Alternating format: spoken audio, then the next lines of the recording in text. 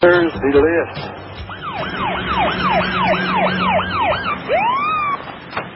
What's the problem, officer? Deploy from the vehicle.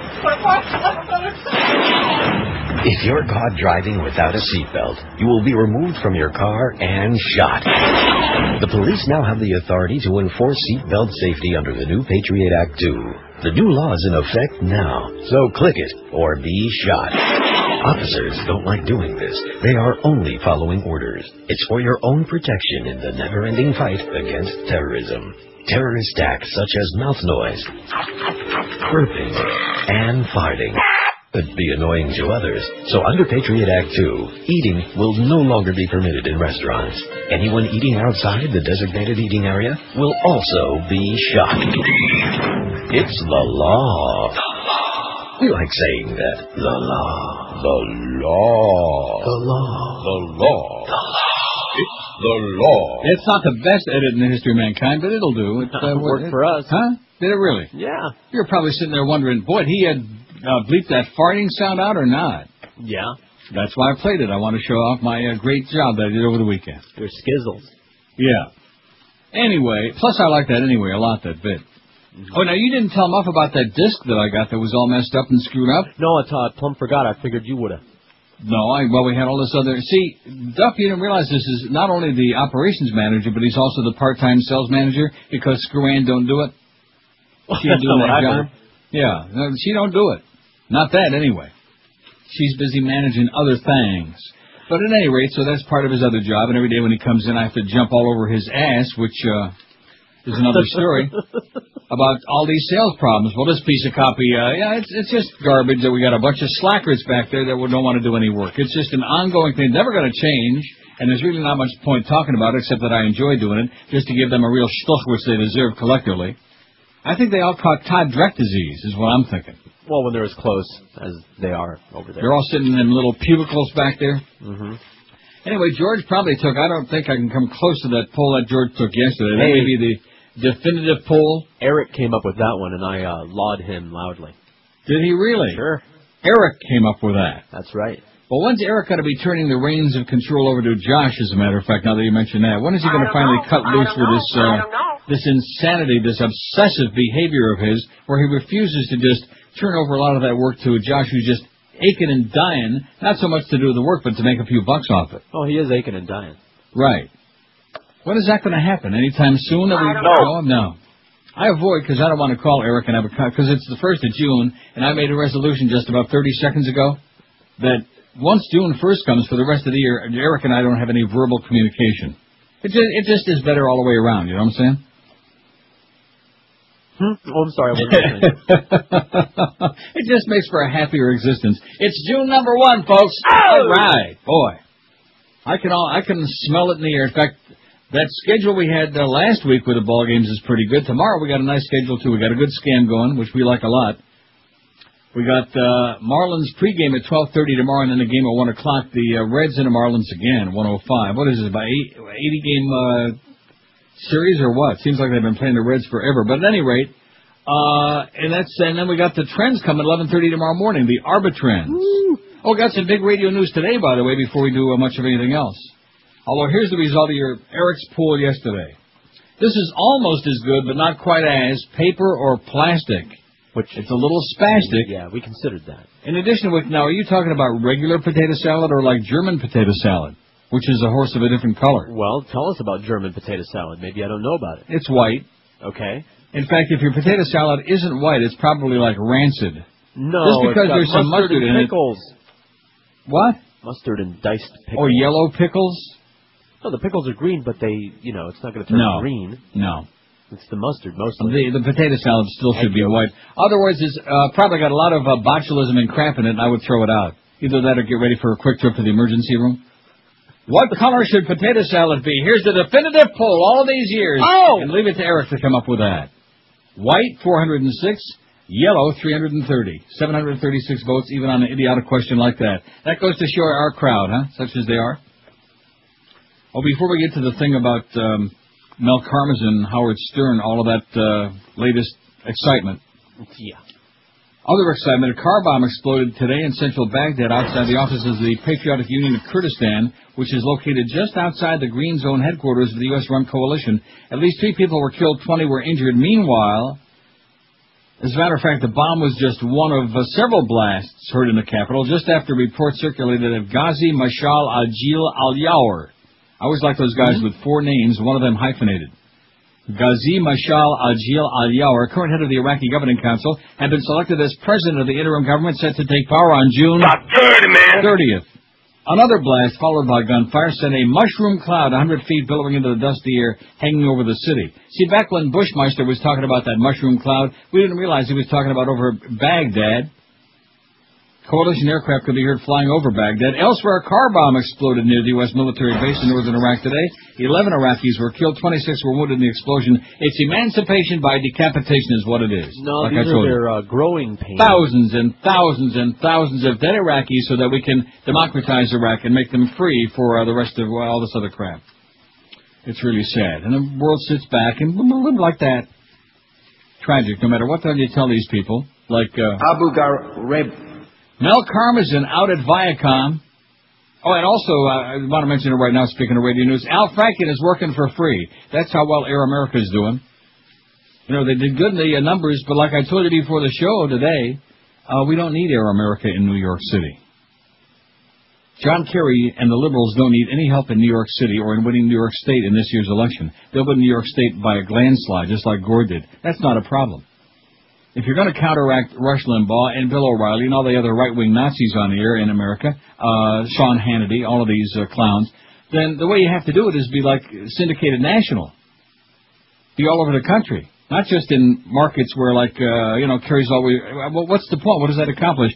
Even if they were still on the air in Chicago and L.A., does John Kerry need help in Chicago or L.A.? No. See what I'm saying? What are you saying? So assuming that the whole concept made sense, which it didn't in the first place, it's just, so Al Franken's going to be working for free. In spite of that impassioned facts I got last week about, his show's getting better every day. Well, he's working for free so that they can keep the thing on the air. Now, we just hope that the goddess, that she don't have to work for free, because I don't think that's in her game plan. Huh? No. I think that when she took that gig, she had the idea that, we just won't get paid, but we'll save the world from more Bush, stuff like that. Right. I don't think that was part of the deal. It's a labor of love. Anyway, there you go. Just like Eric, it's a labor of love and neurosis. They don't come much more neurotic than Eric, I'll tell you that right now. And I'm not going to, don't call here, please. Because it's June 1st. I just drew the line in the sand on my calendar. You're doing a fine job. That's a great poll question if you ask George. Yeah, I loved it. Yeah, I'll bet. White or yellow? Mel Karmazin resigned unexpectedly today as president and CEO of Viacom Corp. The company also announced that chairman and CEO Sumner Redstone, the company's largest shareholder, has indicated that he'll relinquish his role as CEO within 3 years. The media conglomerate named Leslie Moonves chairman and CEO of Viacom Unit CBS, and Tom Freston, the chairman and CEO of Viacom's MTV cable networks, as co-president and co-chief operating officers, yada, yada, yada. The CEO. Karmazin has reportedly clashed with Redstone in recent years as contentious contract negotiations got played out in media reports a year ago. At that time, Karmazin got a contract. This is kind of like the Florida Panthers. Extend everybody's contract and then fire them, and then have to keep paying them off forever and ever. Although this time Karmazin quit. He got a contract extension through 2006, but reportedly also took back some powers granted to him at the time of Viacom purchase of CBS in May of 2000. It goes on and on and on and on. Redstone 80 has got 71% of Viacom's Class A shares. Now, why that means anything to anybody, of course, in South Florida, Howard Stern ain't on the air no more, thanks to Clear Channel. Oh, and by the way, Glenn Garvin at the Herald, you're a real hole, okay?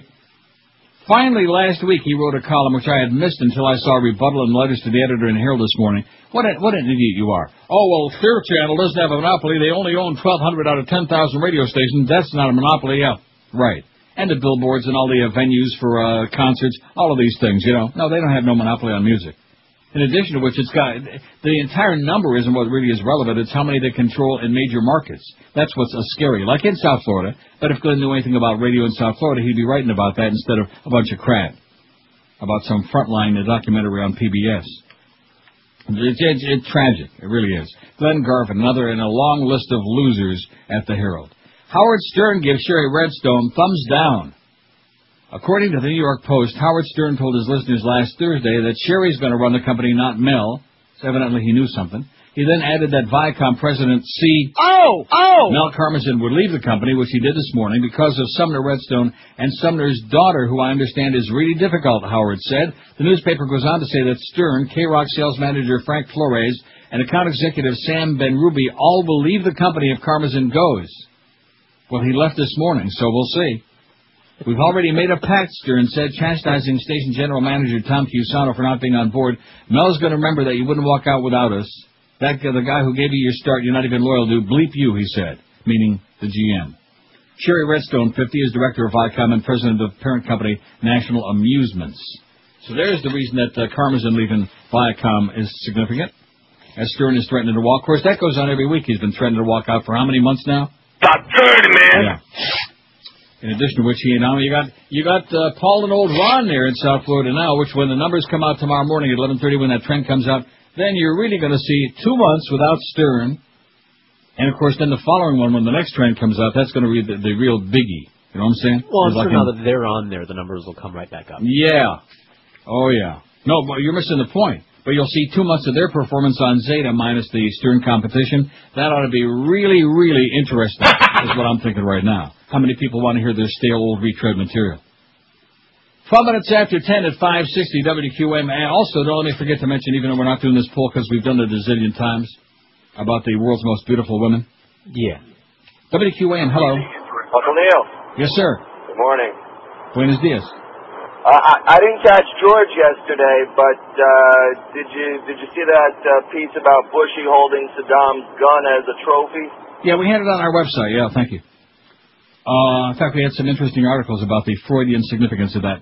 The world's most beautiful women. This is another one of these. This poll is so ridiculous.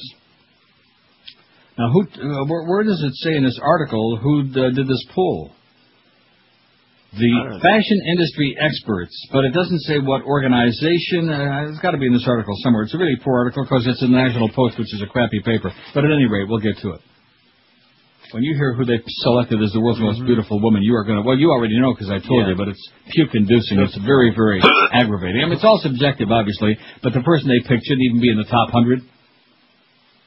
Unless you're, well, 10:13 at 560 WQM. By now, you should know about Balance for Life. No, what did you just say? Oh, I didn't say anything. Are you starting with him again? Rectum. God.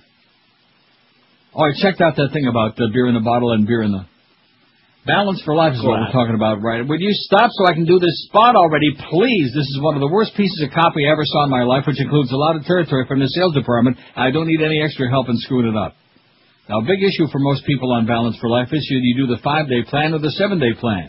The 5-day plan does not include the weekends, but what if you just want a few meals on Saturday and Sunday? The 7-day plan's got all the meals, but what if you have dinner plans for the weekend? It's all or nothing. Well, now, if you understand that, Balance for Life has created the 6-day plan. On Friday night, you'll get one sack for the entire weekend, so you can choose which meals you want to eat and when. The best part about this plan is since Balance for Life is the only meal delivery service that offers you choices, you can choose meals from either the Saturday or Sunday menu. And to add to this plan, if you tell the wonderful people at Balance for Life, and that's what they say about themselves, where you're going to eat out, they'll tell you which items on the menu are Balance for Life approved. What a complete service. And Balance for Life is working exclusively with a few local restaurants to label menus Balance for Life approved. So move over Atkins, the zone is the way to go. Plus, keep an eye out on the website, balanceforlife.com, for new and exciting changes, too. Log on now and register for that newsletter at balanceforlife.com or call them toll-free and try to figure out what this is all about. Call 1-866-225-4543. That's 1-866-225-4543. Live and local. We're Sports Radio 560 QAM. Abu Ghraib. Were you drudge packing? Yes. Rectum. Oh my God. All right. George Bush, well, a place you can land so that you can avoid Vietnam. Now you said you served active duty just fine. Might you be absent in your mind? George Bush, your position's at stake, 'cause John Kerry is out to seal your fate. It's those questions about the National Guard that might leave your reputation scarred. It's fun to say you're not AWOL, and you can prove you're not AWOL. What a funny thing, the military can't find where you were in that 1 year's time. You partied and you went AWOL. Your daddy helped you go AWOL. If you'd only come clean with a story that's real, you might earn back voter appeal. See, Geldy, you're a little carried away with yourself. You know, she even threw in a couple of extra in that bit there, which I take great exception to. Just, well, do you think I should do the show by myself? That's what Norm Kent told me. I should do the show myself. Who the hell needs that old Mo? And I can do the show myself, you know. Just calm down, Geldy, because you're, with that squeaky voice, you're lucky that anybody even tolerates you for more than 10 seconds, including the Mo Man. Absolutely. Okay? You ought to kiss the ground. In fact, every day when he comes in, he ought to kiss the wall in the elevator. Ew. No, seriously, the idea that they let that squeaky voice putz in that building is really annoying to me. At any rate, the world's most beautiful women. Now, keep in mind, this is the fashion experts poll. Right, fashion experts. Yep. Probably a bunch of queens and whoever else they are. But at any rate, they picked Audrey Hepburn. All of these things. Wow. As the most, let's see, what's selected as the world's most naturally beautiful woman ever. Yeah. Wow. I'll stick with my life. Oh, man. Well, she's not far off. Wow. George says she looks like a little boy. Looks like a scrawny, a punk kid. She weighed about 80 pounds soaking wet, I would say. She's like a pinhead. Yeah. You know what I mean? Oh, I know. Like a tiny little head on a little scrawny body, and Audrey Hepburn was a fine actress, don't get me wrong about that. We liked Audrey Hepburn. Yeah, She's still alive, no less. But the idea that she was the most beautiful woman of all time. Oh, I see. You know who compiled this? Evian. The water people.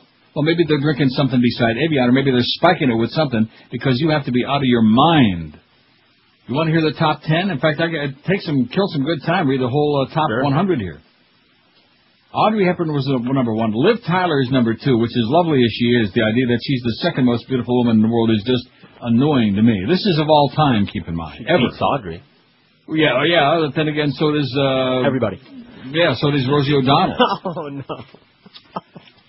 So does Screw Ann. Kate Blanchett. Oh, I'm sorry, Blanchett. Used to be Blanchett. Now she's Kate Blanchett. Sorry.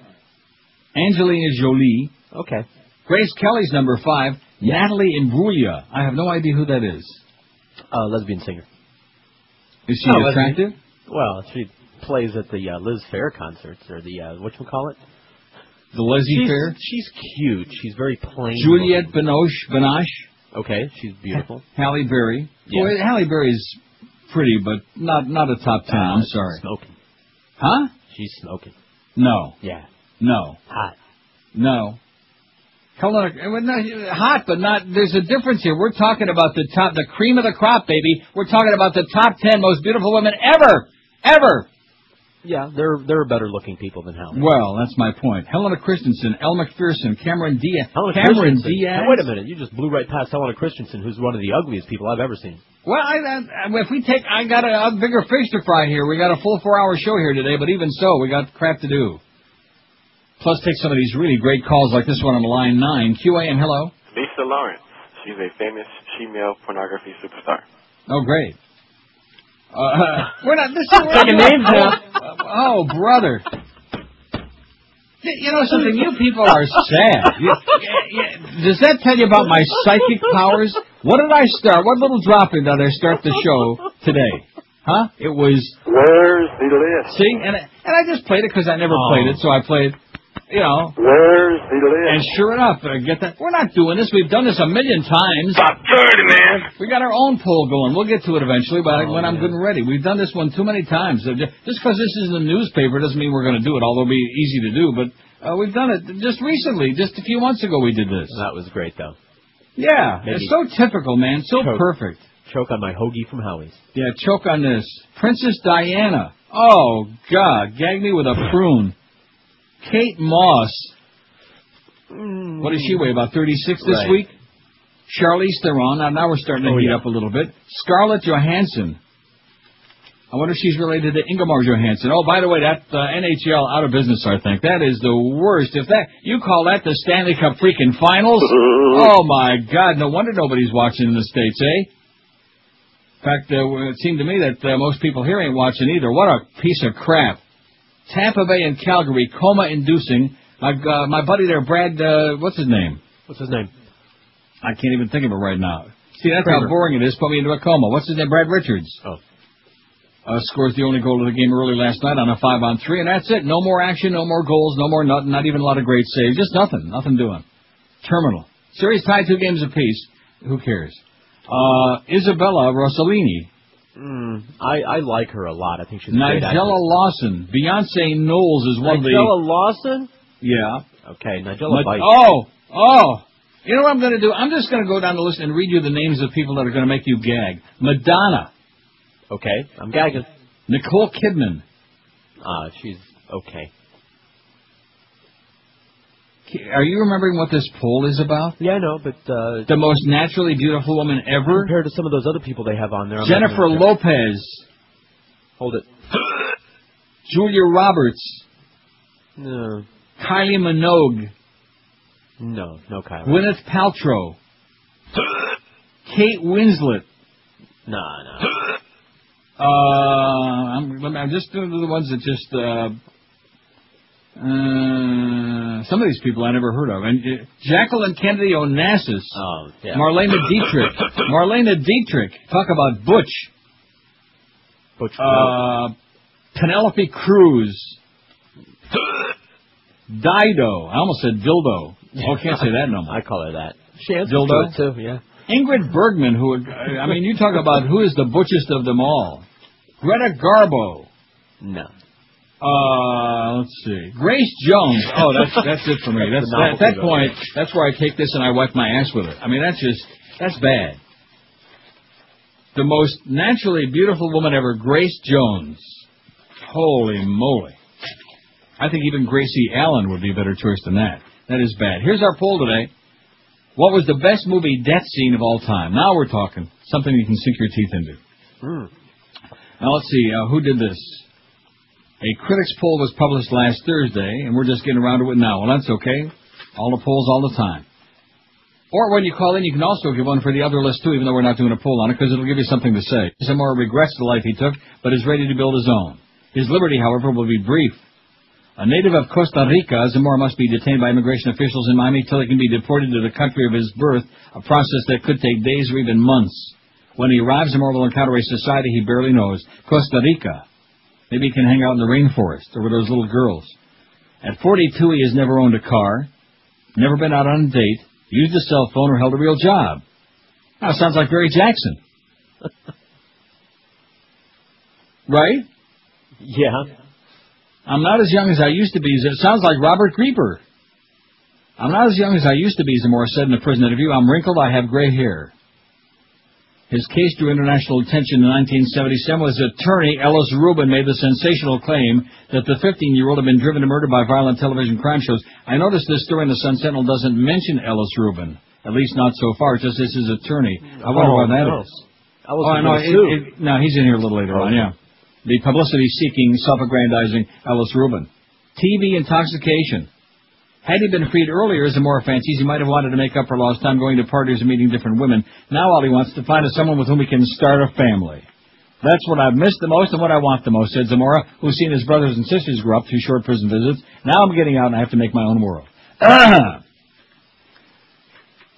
Zamora's case gained widespread notoriety as much for his lawyer's TV intoxication defense as the novelty of the TV cameras in the courtroom. His trial was one of the first to be televised.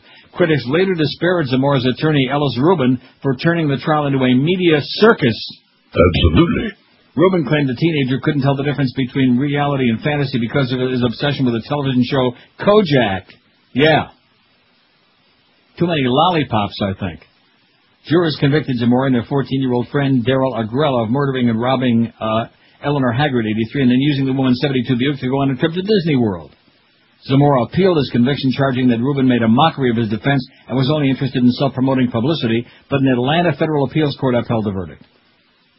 Today, Rubin stands by his TV intoxication defense. I regret the defense didn't work, Rubin said. If I was allowed to introduce that today, then there would have been a different result. Rubin said he wishes Zamora well. He should have been released years ago. Haggert's family members disagree. Zamora may feel that he can put his crime murder behind him, Haggert's daughter wrote in a letter to the Parole Commission last month, but the Haggert family cannot put it behind us. Not only did he brutally murder an elderly lady, he took the family from us. Yeah, how come he wasn't off? Back in those days, they were frying people. How come he wasn't executed? Too young and all that. Yeah, all of these things. Pile of crap. Get back to Costa Rica where you belong, Ronnie. We got enough dirt bags already in South Florida, okay? And take Ellis with you while you're at it. TV intoxication, my fat ass. They didn't even have Jerry Springer back then. Right, I'm getting loaded right now, speaking of that. 90, I'm getting intoxicated. Bad for the Iraqi people. Yeah, that's killing me. It's rotting my brain, as a matter of fact. Abu Ghraib. 19 till noon at QAM. Nobody wants to think about themselves getting cancer, heart disease. These things never happen to us, right? Well, you're wrong. Can't happen to you or somebody in your family. It's a proven fact that disease responds extremely well to treatment if detected early, while there's still a chance to do something about it. Hollywood Diagnostic Center is proud to announce their virtual colonoscopy, coronary heart scoring, and full-body screening exams that can detect cancer or other life-threatening diseases in their early stages. A doctor's referral isn't needed. I did the heart scoring and the full-body screening a few weeks ago. The full-body screening is like a virtual trip through your body. Like, what was that movie?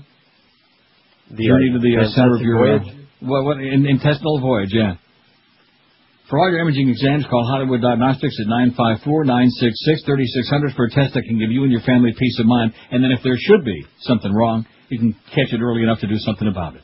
At Hollywood Diagnostic Center, they offer you state-of-the-art imaging equipment with open MRI, high-speed CAT scan, nuclear medicine, and much, much more. Hollywood Diagnostic Center, they've been serving the community for over 20 years. Their facility also provides a complete mobile diagnostic service that can come right to you. For example, if Ma falls down and breaks a leg or a neck, they can come right to her and help her out. Call Hollywood Diagnostic Center at 954-966-3600 for your imaging exam today. Like I tell you, it could be one of the most important calls you might ever make. Could be a lifesaver. Call 954-966-3600. Live and local. We're Sports Radio 560 QAM. Rogers.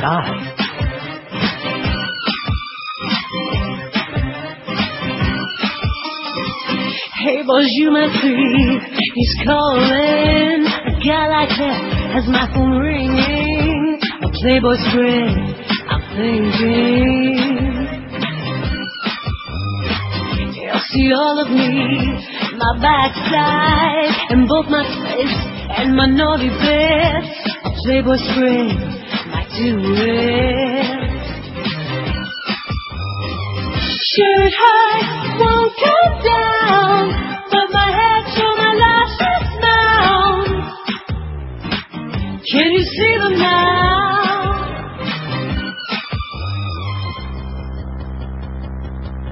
You get to see off my lips, you know I smile.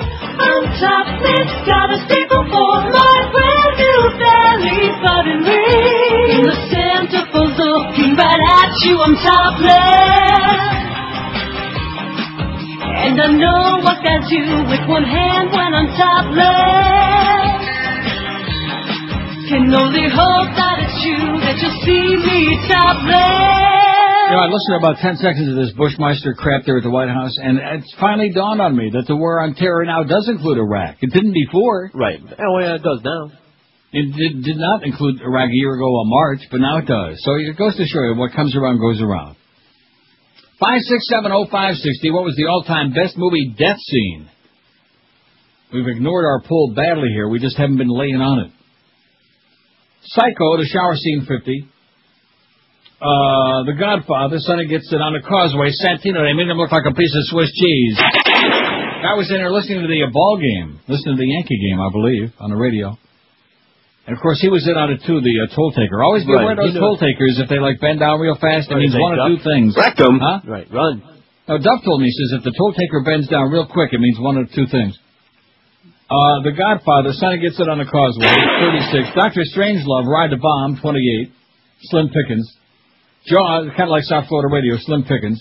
Jaws, Robert Shaw gets eaten by the shark, 27. Alien. Alien comes popping out of John Hurt's chest, 25. Scarface, the chainsaw scene in the bathroom 22. American History X, curb stomping 15. The Godfather, Mo takes that bullet in the eye. Right through the glass 13. Irreversible, the fire extinguisher in the rectum, that's with a capital R. Rectum? No, not that one. Passion of the Christ, the Jews killed Jesus 10. The Jews killed Jesus. Casino, Joe Pesci stabbing with a pen 7. Now let me tell you about that, the one in the Godfellas. God almighty, I'm so sorry I took this pull. Die Hard, 30-story fall. About 30, man. 4. Star Wars, Palpatine kills Darth Vader 3. Looking for Mr. Goodbar, Richard Gere stabs Diane Keaton, and well-deserved 3, although it should have been the other way around. And Lady in a Cage, the eye-gouging 1 out of 259 votes. Richard Gere just leaves me limp. I like Diane Keaton a lot. Yeah. What's not to like, right? Right, she's good. She's great. 5670560, pound 560 on the AT&T and Verizon wireless line. WQAM, hello. Neil. Yes, sir. Yeah, I was having a spirited political debate with a couple of the ditto heads in my wife's family over the weekend. Uh-huh. And we got to debating Iraq, of course, and not only do we have some sort of top-secret rationale for the war that they're not allowed to tell us because of security reasons. Uh-huh. But another problem we had is that wedding party that was attacked with the missiles. That one apparently was really a training terrorist camp. And I'm open-minded. I'm willing to accept that maybe, you know, they're saying that I'm a victim of the liberal media. Basically, right. Is what they're saying. Is there a place I can research that from maybe a couple independent sources so I can see what You can research what? You can research a fantasy that somebody made up? Well, no, I just want to see articles written by maybe the BBC or somebody that might be... Yeah, it's CarneilRogers.com. Go online and read our website every day, and you can print out a whole bunch of good stories. But, see, you know what bugs me? Why would people waste time with that? I don't know. I have no patience in my life for the right-wing lunatics, okay, for the nut jobs. Why would you want to debate them? Well, I can see, because he hasn't got a clue. Well, where he can research that the wedding party was some kind of a, a terrorist exercise. The burden of proof is on them. And don't forget, even bad people get married and have parties. Right, sure, and breed. Even evildoers have weddings. Let's bring lice. And those little kids that died, well, they just were pain in the ass bystanders, that's all. They were in the wrong place at the wrong time. All of these things. It's pathetic. And just like watching that Schmate, that whole thing with the new, the supposed interim government taking over in Iraq this morning, and watching that Schmate head there with a I think that was Prince Bandar. With a phony mustache, with a stunt mustache on. I think it was Prince Bandar wearing the Groucho glasses. Or one of his 100 cousins. Yeah, or Bandar Bush Jr. I don't know which one it was. Let me say it again. The Saudis who got a taste of their own medicine again this weekend, and believe me, they're going to be getting a lot more because they're after the Saudi royal family. That's who they want to get out. And quite frankly, that's not all so bad. Nope. The only problem is when the evildoers take over, we should have been there first. That's the problem. Instead of sucking around with the Saudis, instead of being in bed with the Saudis like this Bushmeister right here and his whole family, the ganze Mishpacha, that's where the problem lies, a big part of it. You're dealing with a bunch of crooks. And all this human sacrifice. It's just amazing to me how this guy's standing out there on a White House lawn and this press corps are yucking it up and nobody wants to ask any tough questions. Just like at the Pentagon, it's the same thing. Once in a great while, John Roberts or somebody like, grow up here and ask a tough question, maybe try to follow it up. But other than that, they just sit back and listen to all the bullcrap from Rumsfeld and all these other liars. Here you got the Attorney General, John, pardon me, I'm busy covering a statue, Ashcroft, holds this impromptu press conference last week to announce breathlessly, even though they don't raise the terror alert, which should tell you something right off the bat. If there was this imminent threat with all this stuff coming up this summer, why didn't they raise the terrorist alert? Because they know there's no imminent threat. It's a phantom group that basically doesn't even really exist. Like that story I read said, it could be one guy with a fax machine. They took credit for this. They took responsibility for that. Like the power outage last fall. It had nothing to do with any terrorism. They know what caused it. It was when some of Bush's buddies, they were in business in the industry, in the energy industry. And by the way, we found out who was in on those meetings yet? No. Oh, I'm sorry. No, this is the most passive, the most docile media I've ever seen in my life. They just sit back on their ass, and now the New York Times finally, we apologize, we got sucked into, Thelma and Louise drive the 64 T-Bird off the Grand Canyon for our pool. Okay. Got it? We got it. An ugly death scene. 5670560, pound 560 on the AT&T and Verizon wireless line. I wonder what Renfield would think of all of this. WQAM, hello. Hey, Neil. Are you doing your Rush impersonation again? Yes, sir. Yeah, listen, I got another one for the poll. How about the All right. decapitation scene in The Omen? Oh, yeah. How's that sound? I like it. Okay, thanks. Although we're not supposed to be talking too much about decapitation nowadays. It's in bad taste. It's not popular. No, it is popular because a lot of sick people like you. Well, you did it for research, though. Right. You didn't do it for a voyeuristic purpose. Yeah, no desire to see any of that stuff. No. But the people out there who watch Faces of Death Parts 1 through 1,000, they just couldn't wait. They were online, all that crap. And then come to find out that the whole thing was staged anyway. It looks like the Nick Berg thing. He was already dead. He was drugged when he was sitting there, and then by the time they shut the thing off, and, he was, however they did it, he was already dead. And then they're going to, saw the head off. And who were those people? Now, I got to be honest with you, that Al-Zakari guy, that guy really impresses me. Right. Here's a guy who lost a leg, he was dead once, and now he comes back and he's chopping this guy's head off, and he grew his leg back. Right. So not only isn't he dead, but he didn't lose his leg, and he's there chopping it, and we know it's him because we recognize the voice on the audio. Even though CNN said it definitely wasn't him, later in the day the CIA said, oh, yes, it was. And they said, oh, okay, whatever you say. We want to stay on the air. Very, very suspect. And the public says, oh, yes, master, whatever you be saying, yes, master, like a bunch of obedient lackeys. That's what most of you people are. I mean, you and I, and Eric, we come by work, put a lot of work in here to put some stuff on that website every day that people ought to be reading. And this guy calls me up, well, anywhere I can read about we got stories from the BBC and the Guardian and the Independent, like real newspapers, and Village Voice, not just from the freaking Sun Sentinel and the Herald. I almost never put any of those stories on there, unless it's just a local story. There it is. Take maybe 15 minutes of your precious time every day. The amount of time it would take to have an extra BM. In fact, just drag your PC right into the old magic room there, okay? And have yourself a good time. In fact, if you read some of these stories, it'll probably, in fact, maybe I can do that for my mother. That'd be, maybe to help her lifelong problem, her obsession with not having enough bowel movements. Maybe that might be the answer for you. Yeah, you sit on the can reading these stories and, whoa, man. That's, See, you just don't get it. You don't understand. Oh, that was guacamole. Yeah, that was guacamole, huh? Maybe it was guacamole going in, but on the way out, I think it might have been something else.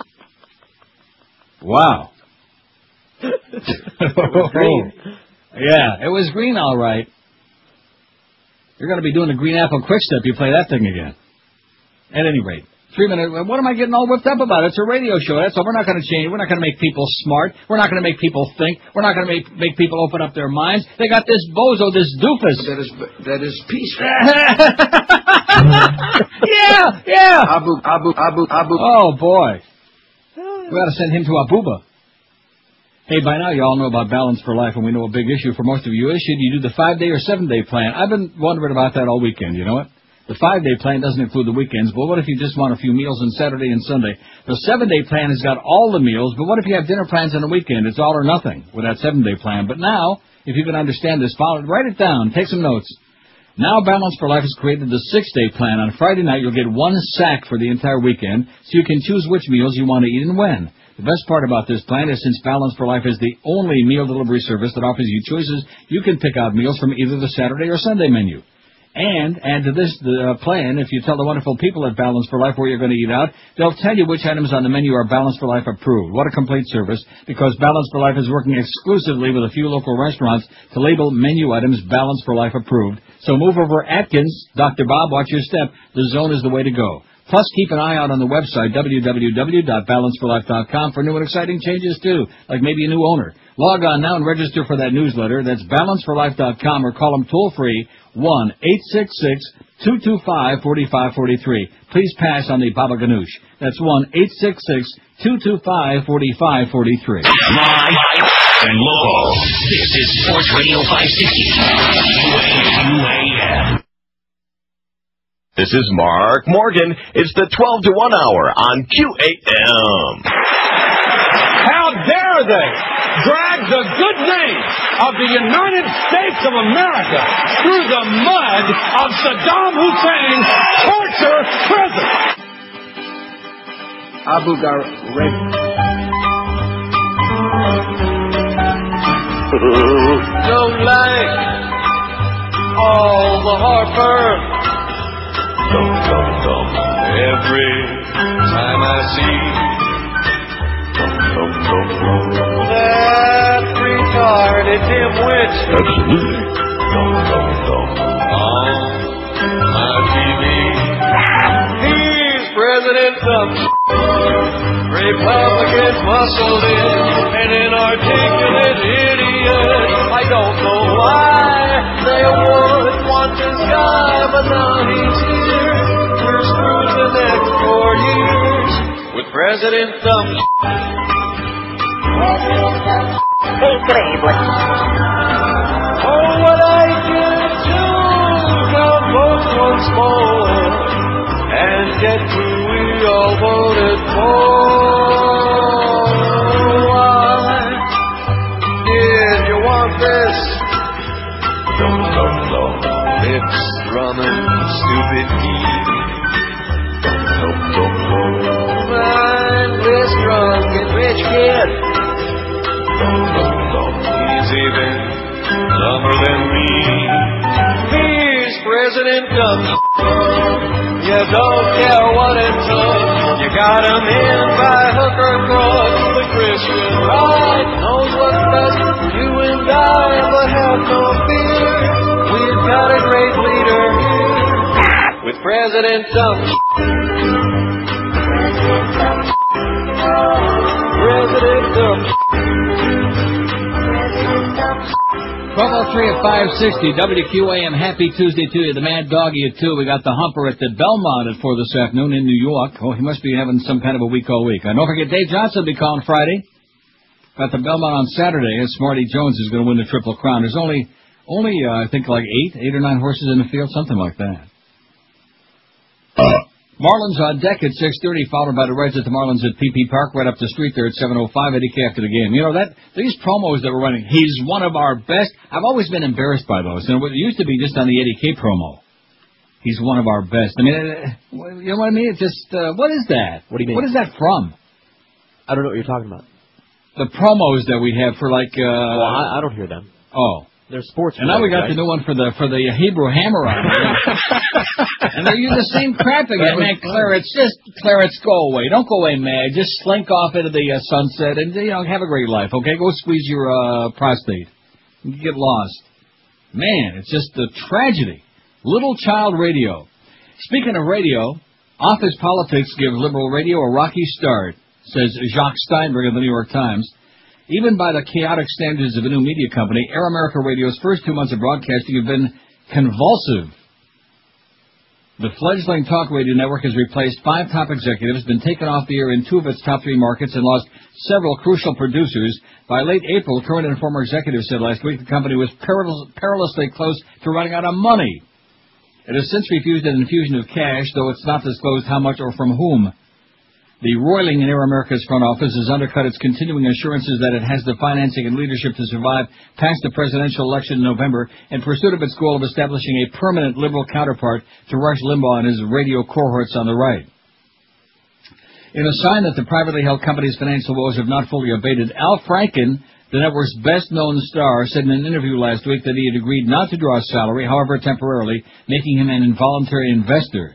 We had some bad management, Mr. Franken said. Then we got some good management. Right. Still, Mr. Franken, his tongue only partly in cheek, added, it's a little fuzzy to me exactly who's in charge. Huh.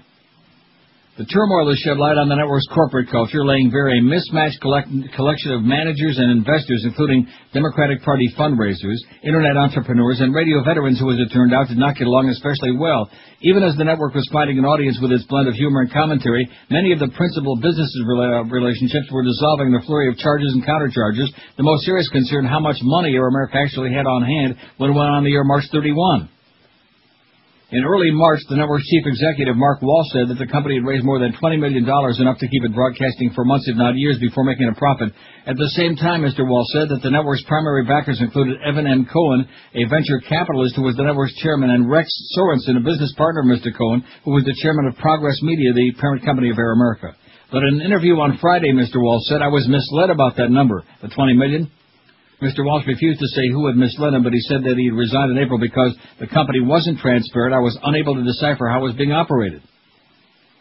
Kind of like our company. In other words, a bunch of people that don't have any idea what they're doing.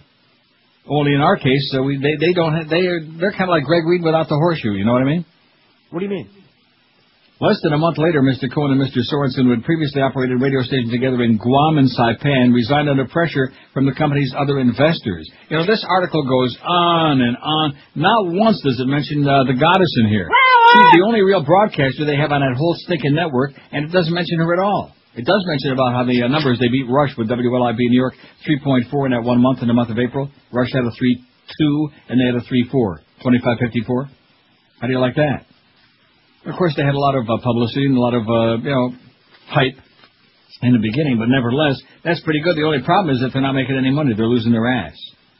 While the network's awaiting release of figures from Arbitron for other cities, KPOJ-AM, the Clear Channel station that carries its program in Portland, Oregon, informed Air America executives by email in late April that its ratings appeared to have tripled last month. How do you like that? I like it. A station executive, Mary Lou Gunn, did not return a telephone message left at her office on Friday. Mary Lou's Gunn. The network, which is also carried on the satellite radio providers XM and Sirius, has found an audience on the Internet. In its first week, listeners clicked on the audio programming on the America website more than 2 million times, according to the Real Networks, the digital media provider. It's clear the audience is there, Mr. Franken said. It goes on about Janine Garofalo and this one and that one, but it doesn't mention the goddess at all, not whatsoever. It says interviews with more than a dozen people currently or formerly affiliated with Air America made clear that the network had been hobbled by the failure of its early principles, some of whom had been drawn to the venture by ideology, others for business reasons, to forge common ground. What were we saying all along? It was a bunch of non-broadcast people getting into broadcasting. That would be like a bunch of people walking around with no shoes on, opening up a shoe store. Right? Yeah. Right. Now, I know them people. Eric emailed me an interesting story over the weekend. I don't know, did he send you this story? Did you see it? Christian secession talks sparks a lot of reaction? He sent it to me yesterday. I saw that. Did you talk about it? No. Oh, that's right. You just played music yesterday. Took the easy way out. Good going. Good choice. But this, you see, I'm going to say it again because very few voices anywhere in this country are going to tell you the real truth with this religious bullcrap. You're watching, the Shiites and the Sunnis and the Kurds and the Way and all this other bullcrap, people for the American way. All these religious factions over there in Iraq, how they can't get along. You see this insane slaughter because the Taliban cleric in Pakistan got shot and killed over the weekend, and so now right away we got to shoot and kill a bunch of other people because it's the wrong Goyim and the wrong Muslims. The religious people are the crazy people, and now you'll notice that Bush, what did he just start again? The faith-based initiatives. He tried, that didn't fly the first time. So now he's bringing that around again, and you want to know why he's bringing that around again? Because they're scared schmittless that the religious right, the core base of the support for them on the right, that they're not going to be highly motivated because they let them down. They didn't really go after the constitutional amendment to ban gay marriages. They didn't do this. They didn't do that. And so now they got to do something to motivate them to come out in November and vote. And speaking of crazy religious people, there was I don't know where the hell I saw it. But there was a piece on the news over the weekend about all the closings, the church closings in New England and Boston, the Catholic Church. Yeah. And they claim, by the way, they say, oh, well, it's not because of all the money we had to pay out to settle all those abuse charges, all those lawsuits. Right.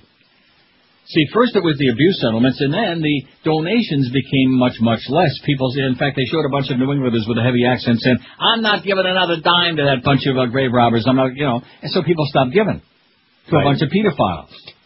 Which is basically all the Catholic hierarchy is anyway. It's just a gay club and pedophile club. Yeah. But to see the reaction of these old fogies from the churches that had to be closed down. See, what they did was they sent out a letter to each diocese. Oh, you're going to be okay. We're going to have to close you down, whatever the case might be.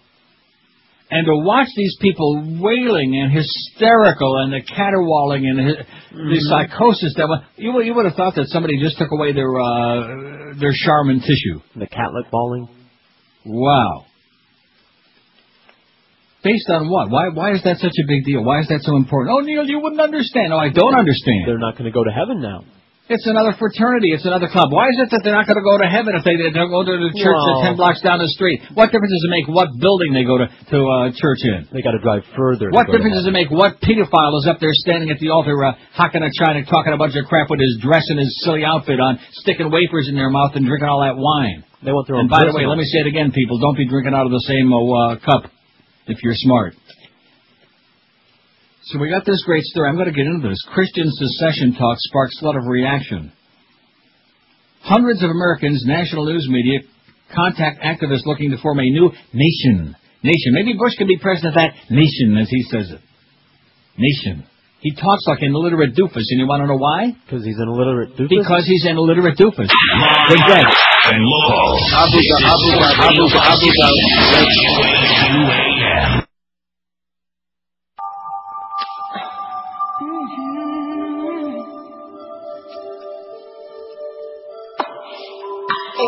Been deranged for most of my life.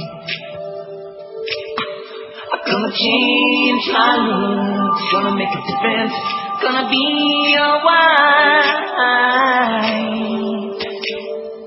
As I turn on the radio, fixing up my notes, this news is blowing my mind.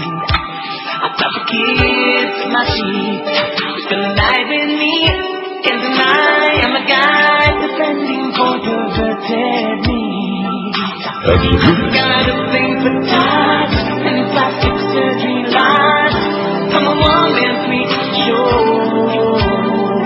I follow advice from our goes. If I lose, I know where I'll go. And the next thing you know, I'm looking at the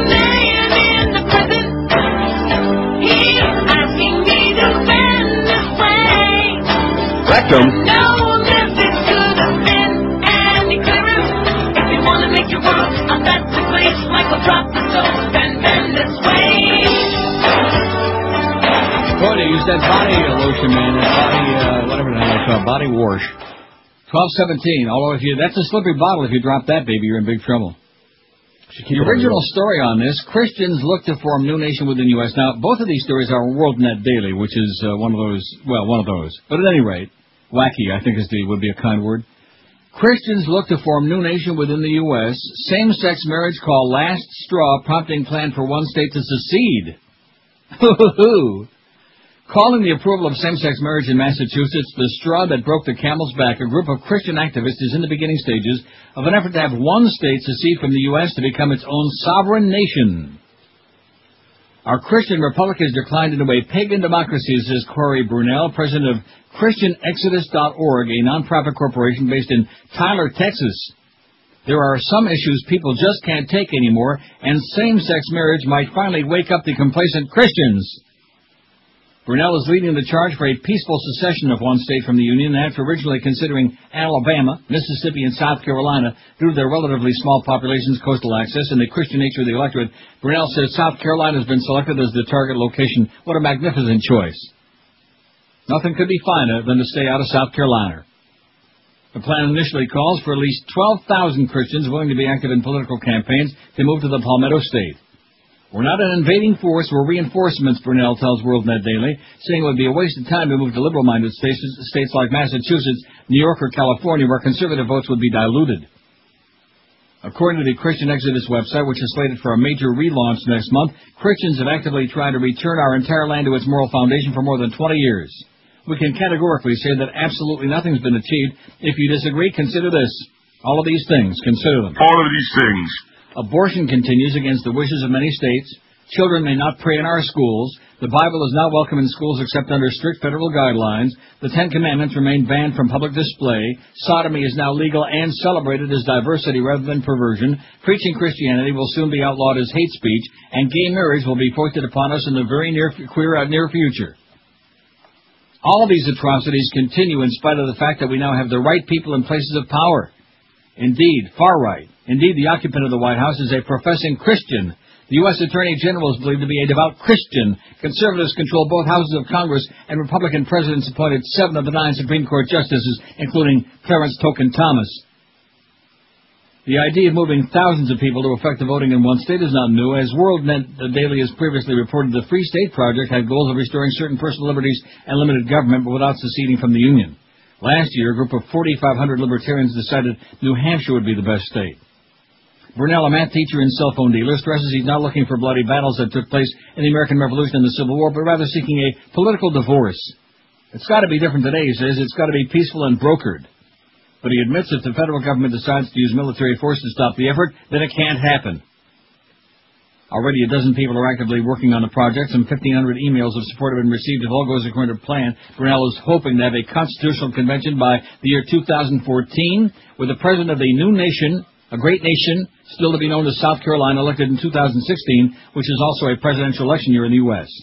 He says the nation would be founded on Christian principles, and the people writing its constitution would have to hash out details to safeguard it as a Christian republic. For now, Brunel prefers to shy away from the specifics on the precise laws governing the country. Independence first, details later, he says. And then the follow-up to this, very briefly. In the wake of their exclusive report this week about this that I just read, hundreds of American citizens have contacted a group of Christian activists looking to secede. It's unleashed a barrage, said Corey Brunel, president of ChristianExodus.org. It's been an incredible response and nothing I'm used to. It's fairly gut-wrenching for me. Good, wrench this. Go see Mr. Gut-Wrench. Brunel and like-minded believers are looking to encourage well, we know that already. And it's got a whole bunch of the emails that they got, some of which are, of course, encouraging, and others just rip them an ass. Here's one, for example. Here's one that says, go yourselves. You are no better than the Islamic fundamentalist bastards that hold 99% of the Middle Eastern nations in an iron grip, name withheld. How do you like that? No, I think it's a good idea, just a wrong state. Not that send them up there to North and South Dakota is what I say. South Dakota. Well, North Dakota would be good, too. Now, let's see. Where's the what you call it? What do you call it? Mount Rushmore. South Dakota.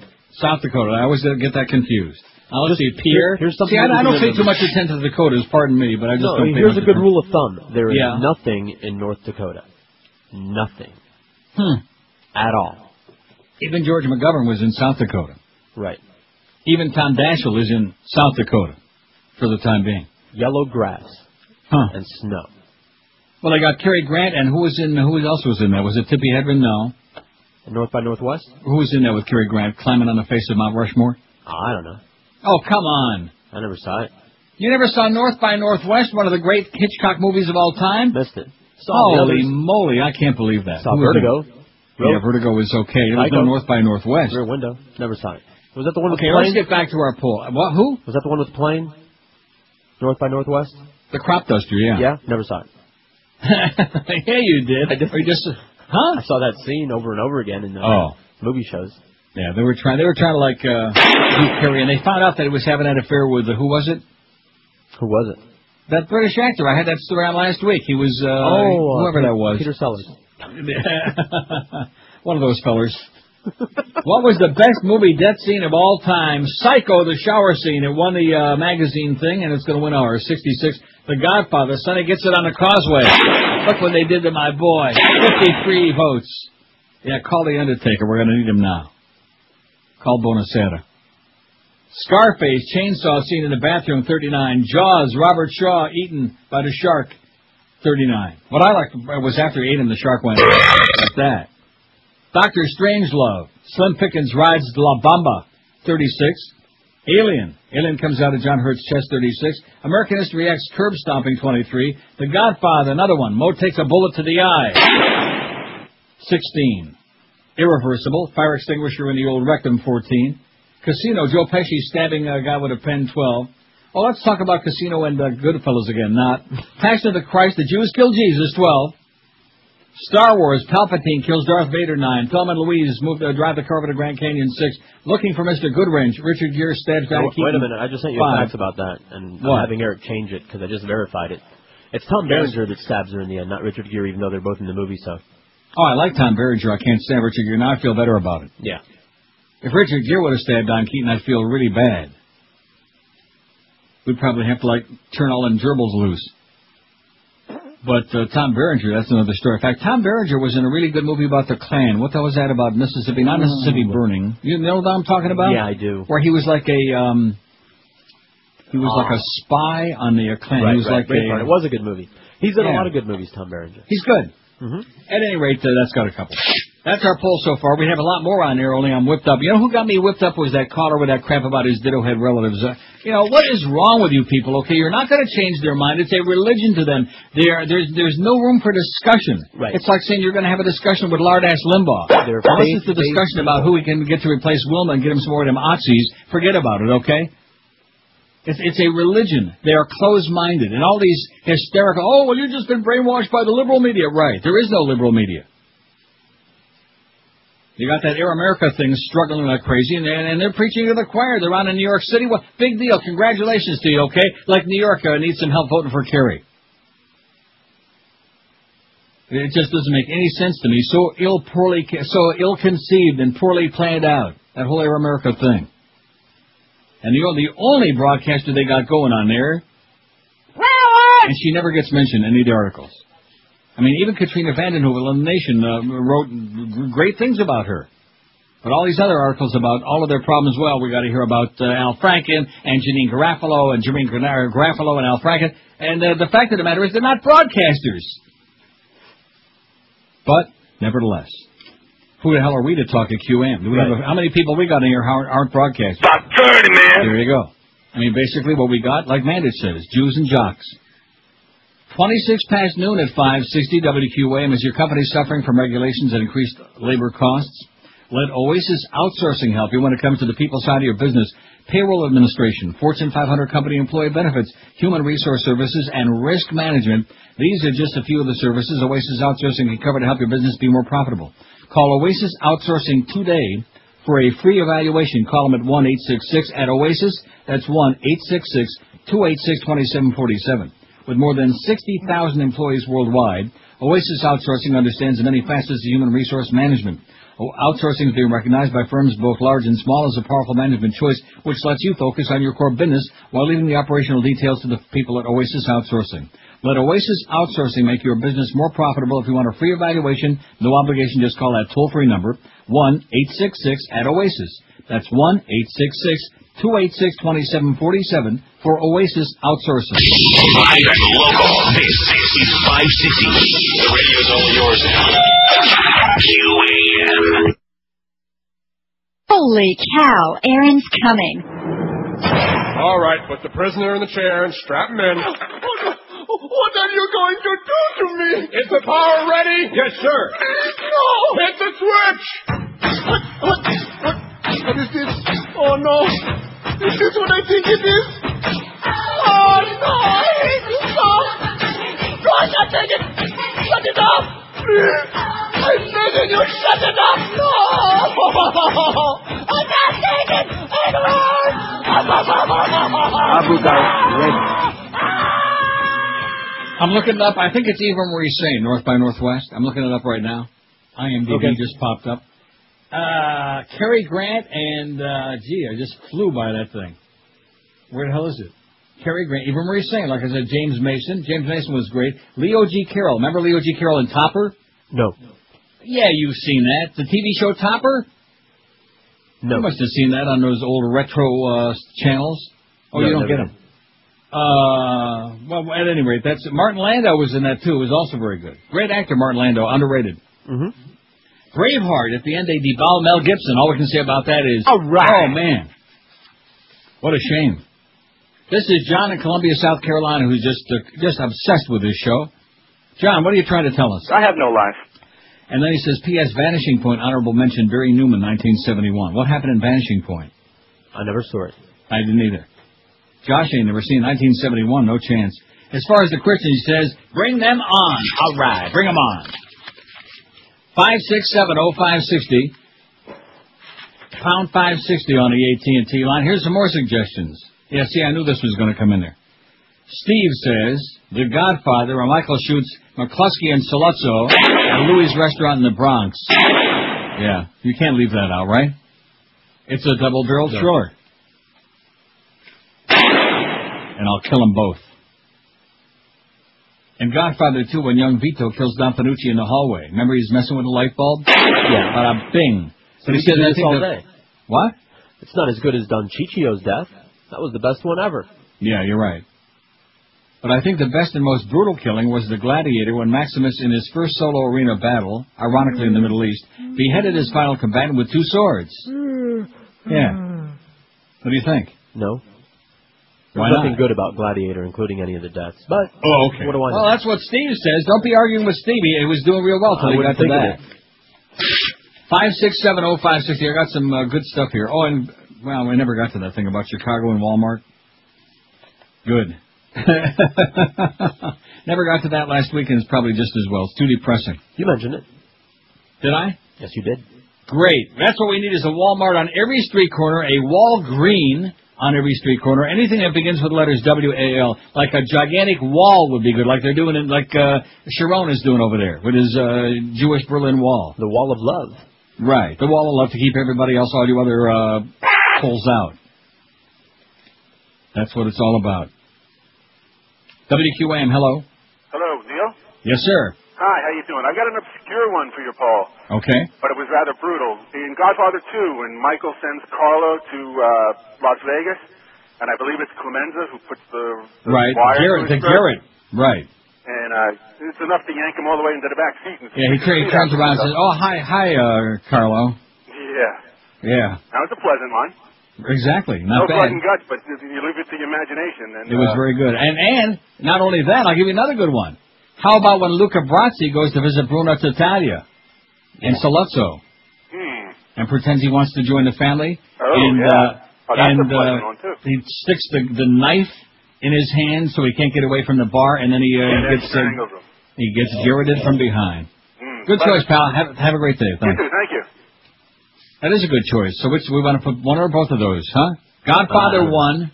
See, we're saying Godfather 1. Somebody goes, there's no Godfather 1. We don't care. We call it Godfather 1 whether you like it or not. Just to differentiate. Points of reference. Godfather 1, what's his name? Luca Brasi gets it. And Godfather 1, Carlo gets garroted by Clemenza. However you want to put it. Carlo gets it. Everybody's getting it. They are. Yeah. Oh, hi, Clemenza. Oh, hi, Carlo. Bada bing, that's it. Just he put the garrote. See, I never really knew what garroting was until I saw that. That was an accident, but nobody got hurt. 5670560. See, we never got to see Tessio get it because we didn't need to. See, that was part of the greatness of that movie is that certain things they didn't have to show you. So anybody who thinks that there was gratuitous violence in The Godfather, there could have been a lot more. For example, the montage when he kills the heads of the 5 families. It was all very quick, you know, where it comes off the elevator and with guns ablazing. And then when, what's his name, Barzini is walking up the, coming down the stairs, and they shoot all of his guards, and he starts walking back up the stairs again. Until this day, it was Barzini all along. And Marlon Brando, man, there is a real piece of work, you know? It is so bizarre. He's one of those people that there'll never be another one like that. That's for dang sure. There are a lot of people, they have their imitators, their whatever. Although I would tell you who did try to be like Marlon Brando and failed very miserably, and that's Matt Dillon, who always fancied himself as like a young Marlon Brando. Yeah. You ain't no Marlon Brando. No. He was in one good movie though, Matt Dillon. What was it? The drug movie. Drugstore Cowboy. Drugstore Cowboy. It was good. Even with him in it, it was pretty good. Betrayed with Deborah Winger, says Will. He says Behringer was the racist Klansman. That was the movie. It was very good. Opposed to the Zog Zion-occupied government. He lives near Parris Island, South Carolina. He was great in Platoon, somebody to watch over me and shoot to kill. Right. We love Tom Berenger. Good actor. Yes, indeed. And wasn't he also, you'll be embarrassed when I tell you what else I think he was in, I believe, Eddie and the Cruisers. I don't remember him in there. Of course, I try to block that movie out of my mind. With Michael Paré. Yeah. Michael Pate. I'll just look it up. Also, Tom Berenger was very good in At Play in the Fields of the Lord, which is a good movie where you get to see all of Daryl Hannah, all of her talents. Yeah. Every one of them. Eden Valley. Eddie and the Cruisers, here it is. Quite a blurb on here. It says, 1964, the band are poised for national success when singer Eddie drives his car off a bridge. His body is never found. Q, 20 years later, the inevitable Cruisers revival, and a rock and roll mystery ensues with renewed speculation over the singer's fate. Over long live sequences of the band threaten to take over from the fairly reasonable storyline, and relationships don't have the chance to develop. Add to this the fact that the band sounds more like Springsteen than Del Shannon. It all seems a little unrealistic. Clothes and settings, too, seem strangely anonymous. Where it works in the present and a sharper look at how various band members had made out 20 years on would have made it more interesting than the other. Low-key and despite the music, rather likable. Low-key. Low-key and despite the music, rather likable. Now, who's in it? Tom Berenger. Okay. In fact, he's listed first. Tom Berenger, Michael Pare, Joe Panottiliano, who I think is kin to George Napolitano Jr. Good guy. Matthew Lawrence, Helen Schneider, and Ellen Barkin. Wow. Hear that noise out back? It's Ellen Barkin. Because she's a dog. Anyway. It was a bad movie. The Nazi, let's see, what did it say? The Nazis at the end of the Raiders of the Lost of Ark. The Nazis at the end of the Raiders of the Lost of Ark. Melting Nazis. What is it? They melt. Oh, okay. They fried them? Well, the Ark melted them. Speaking of Nazis, what a great segue. John Ashton writes in the Moderate Independent, go ahead, try and tell me they're not Nazis. Am I going to have time to do this? Because this is not one, I don't want no interrupters. No, I'm not. I'm going to do the break. I don't want no Readus interruptus on this one, if you catch my drift. Mad Dog coming up at 2 o'clock, then the Humper at the Belmont. Boy, this is going to be a great Saturday. It'll be a nice little change, a little, providing that the world doesn't end between now and then. Even George is all whipped up about a Triple Crown winner, aren't you? I'm sure of it. I'm positive. Not about the end of the world. 21 to 1 at 560 UAM. We are Sports Radio 560 UAM.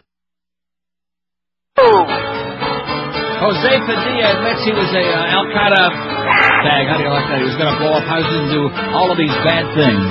Janice talking cheese, woman or a man. Ramadan for only concentration camp. You replace the torture at Hussein's apple bread with the better way to rape and torture instead.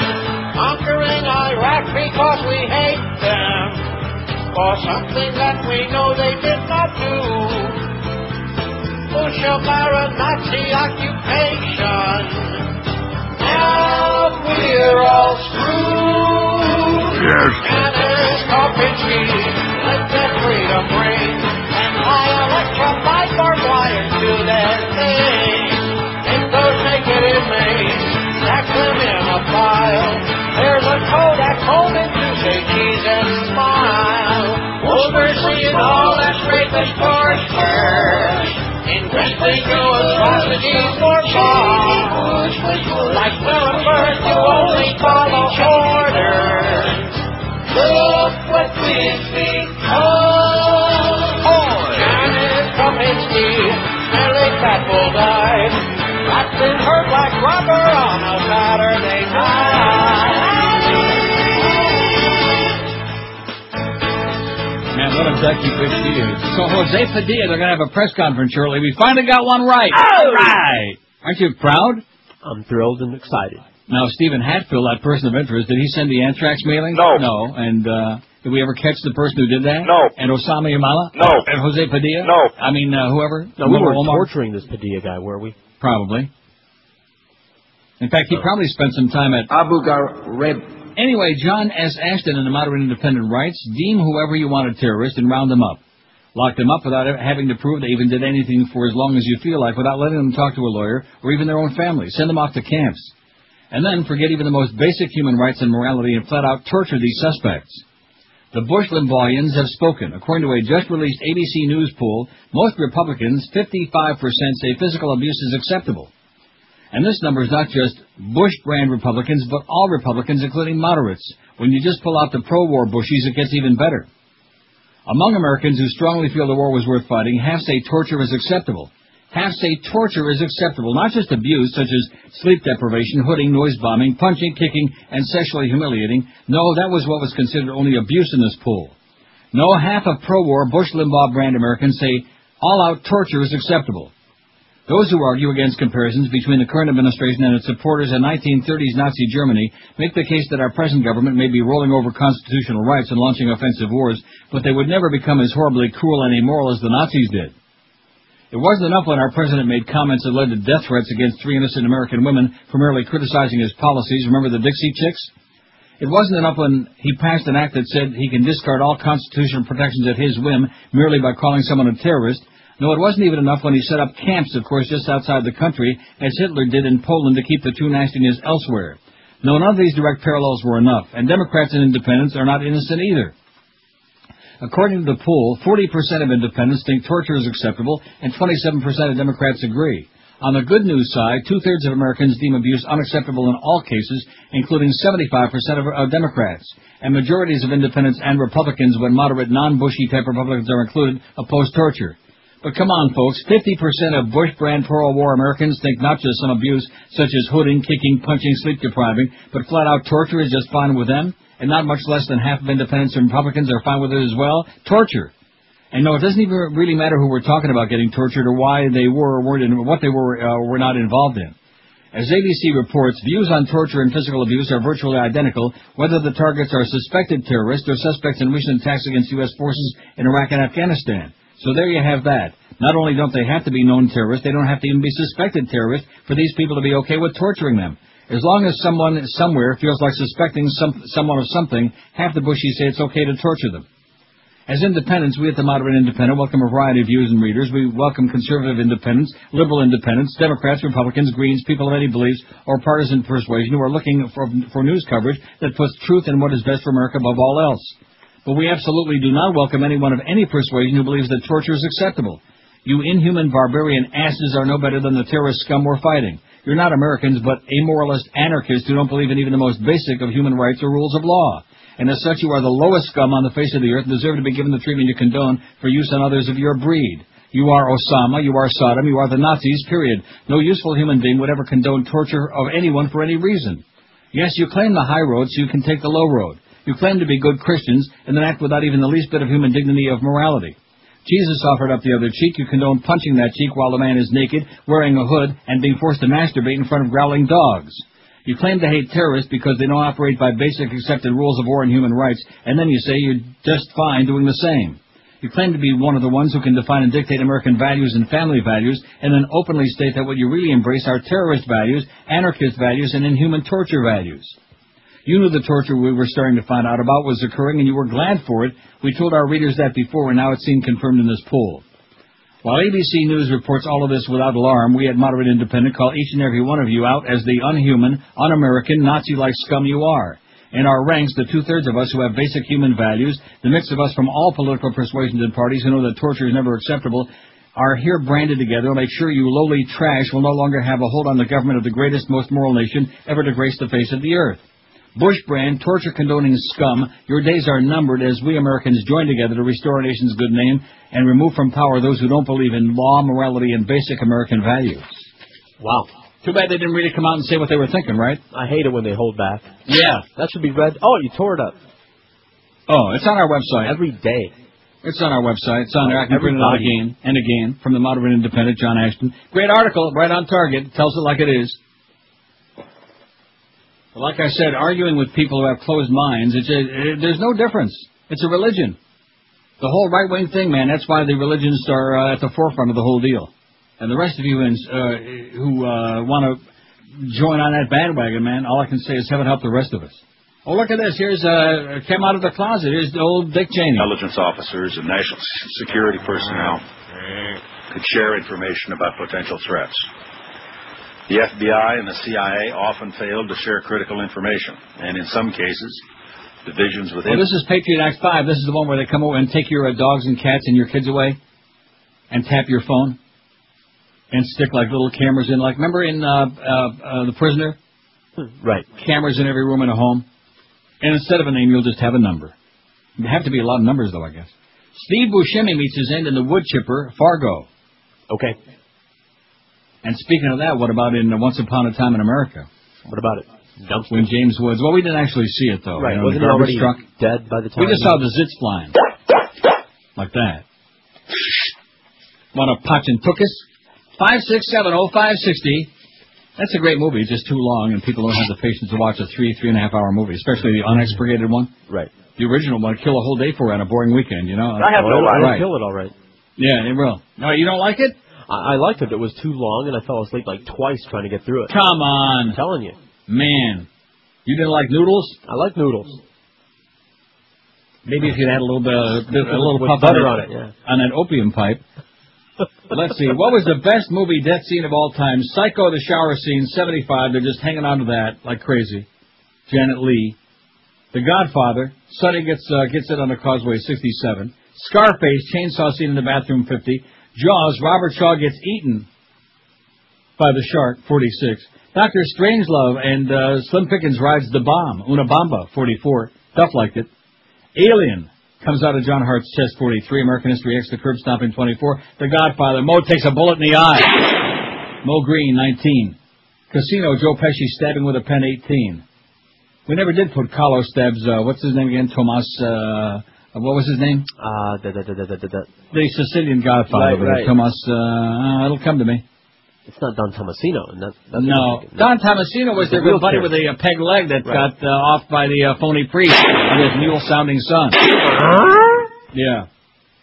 At any rate, that's what we got so far. 5670560, pound 560 on the AT&T and Verizon wireless line. You notice I'm saving that story about the taser gun on the little girl for the last hour. Saving the best for last. WQAM, hello. Yeah, need to speak to George, please. No chance. Neil, you're picking up cold. Yeah. Yeah, no, I just had... Why do you want to speak to George? I had a question about a song you played yesterday. Well, he'll tell you. You don't have to be bashful. I have no problem with that. If it kills some good time, go for it. No, it was an Andrea Bocelli tune. Yeah, Immenso. What is it? Immenso, a song that's not about any part of my body. Immenso. Oh, sure wasn't about mine either. Maybe my pooper. Do you have like a greatest hits or something like that?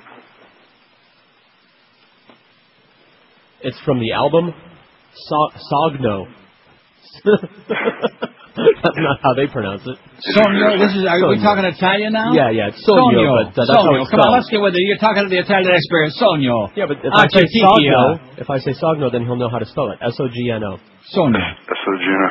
Yeah. All right, thanks a lot, man. Appreciate it. No problem. Go get it. Sonio. You were playing Italian music yesterday? I played one Bocelli song. Menage la miseria. To balance out the gangster rap song that I played just before it. I sure wish that everybody who goes to Rome would eat in my favorite trattoria there and the pizza place across the street. Oh, man, that is just so outstanding. I know there's a lot of great restaurants all over Italy, especially in Rome. The food is incomparable.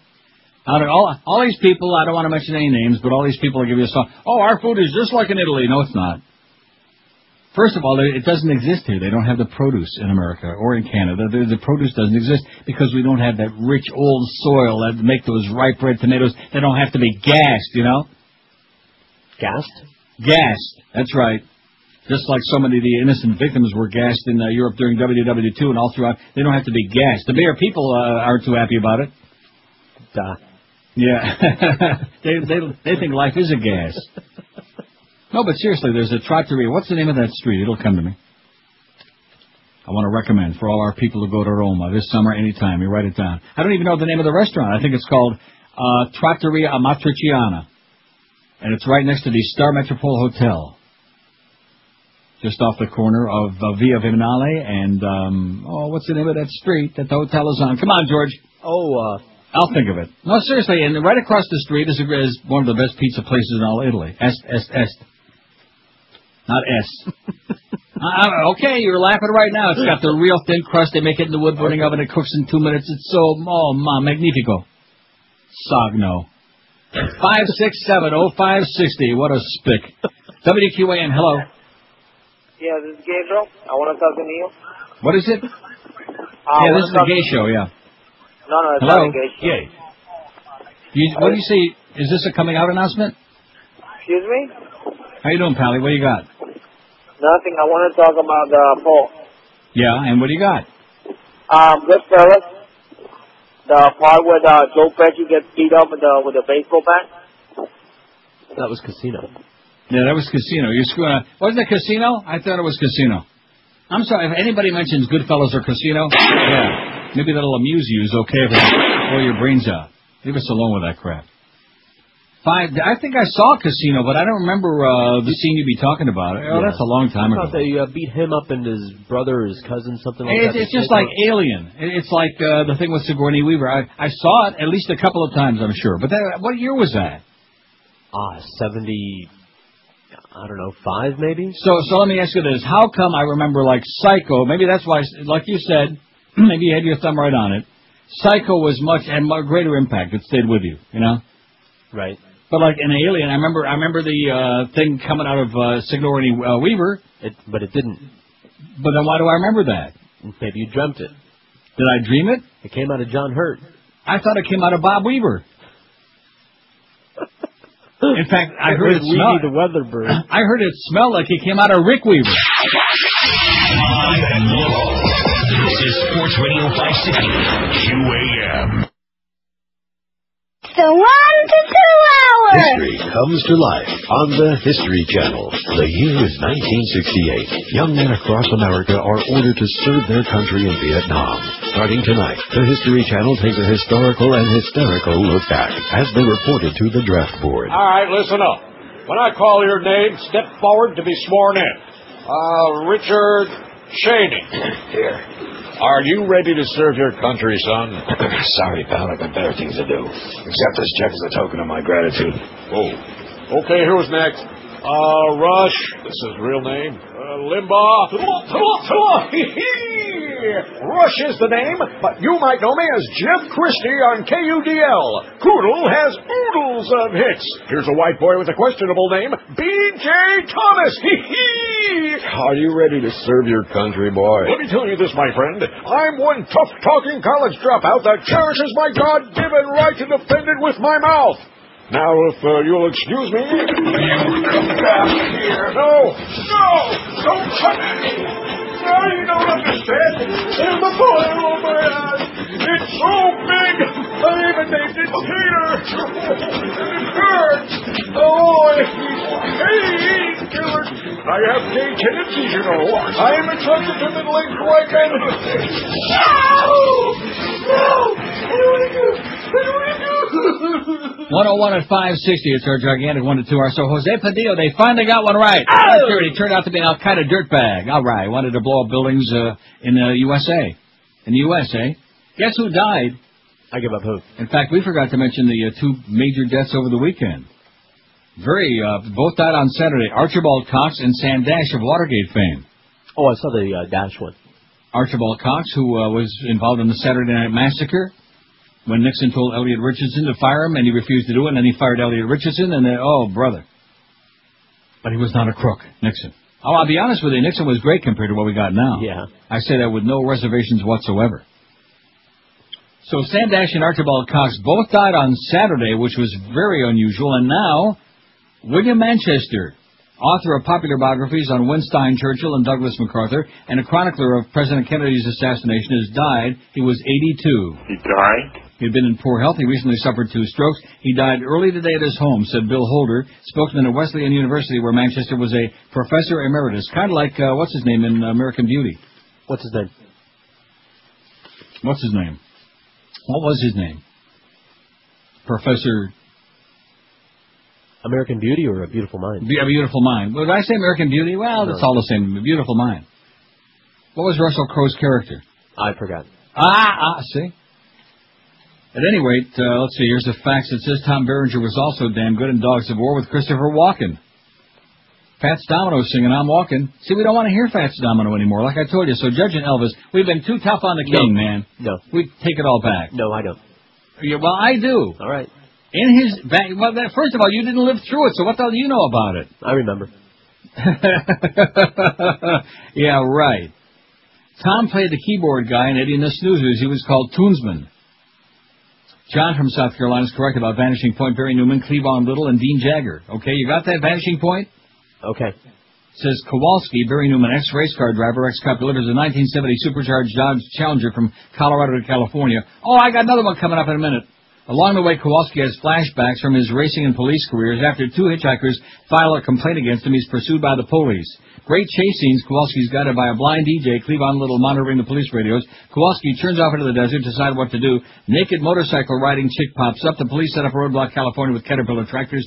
After reflecting on his life, he accelerates toward the tractors. Bada bing, cult classic type movie. So if you want to put that on there, fine. If not, how about in The Hitcher? Yeah. Now, did we actually see anybody get killed in The Hitcher, or we just see Rutger Hauer's finger in the fries? We see people. Well, that's a good question. No, it's been a long we time. we see the remains in the Right. Volkswagen when he was hitchhiking. We didn't actually Correct. see him kill anybody. And then we see the poor girl between the two trucks. Yeah. Right. But we never saw anything really happen there. A lot of screaming and hollering. You're right. I don't think So, we see as much as we like to hit you, at least I did anyway. Here's a fax from somebody's signs hiding under the bed in Miami.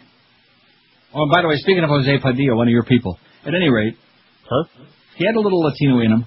Well, he was a little of this, a little of that. Mostly a dirtbag. I can't say bag. Concerning Air America, Randi admitted on the air that 2 of her paychecks were missed. I never thought Air America would last, but I did think it would make it to the election. Randi will be back at JNO soon enough, it says here. Gore was great in New York last week. Unfortunately, he found a pair 4 years too late. Does Padilla look like the John Doe #2 sketch from the Oklahoma City bombing? As a matter of fact, yes. Hiding under the bed in Miami, yes, he does. How do you like that? And remember what I told you about the Oklahoma City bombing last week or the week before? Yes, you said it. That I read a whole song and a dance about how it just may have been that Nichols was involved, Terry Nichols was involved with Al-Qaeda. How did we miss that? How did we miss all of the obvious stuff? All of these things. I don't get it. Just somehow, somewhere, don't get it. It's just like the Chalabi thing. How many months have I been screaming? Everybody knew it. He was a crook. He was an embezzler. Yeah. He was a low-life dirtbag, and now all of a sudden, like a week ago today, or 2 weeks ago today, they just cover. Oh, well, guess what? He was. We don't want nothing to do with him. This administration doesn't know any non-embezzlers. He's given our secrets to Iran. Well, 5670560 pound 560 on the AT&T and Verizon wireless line. The best movie death scene of all time. Don't forget, tomorrow we got a gigantic day. It's a short show because we got the ball game pregame at 12:30, but we got a big show tomorrow because we got those trends at 11:30. We're going to give out numbers that haven't been invented yet. We're going to give out fractions. We're going to give out, I think I'll read all the numbers for every station, okay? Okay. In fact, maybe I'll just keep talking during the ball game. Maybe that'll wake that Dave Van Boring up a little bit. So I guess that means Josh won't be there tomorrow. That would be correct. That'll be correct, because he's got to be over there. Before each game, he does a little routine for Dave Van Boring. He'd like a little song and dance routine, claps his hands. Come on, Dave, wake up a little bit. Pokes him in the ribs a few times, gives him a couple of no-dos.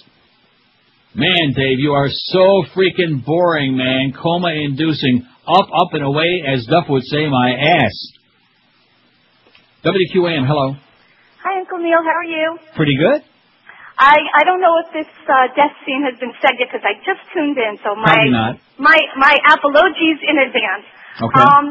The death scene with Leonardo DiCaprio in Titanic. Oh, good. Yes, when he sinks to the bottom of the sea. All right. Excellent. A fond farewell. As a matter of fact, now that is my favorite. I didn't even see it, but it's my favorite now. All right. Do you take suggestions for future polls, or absolutely? Are you kidding me?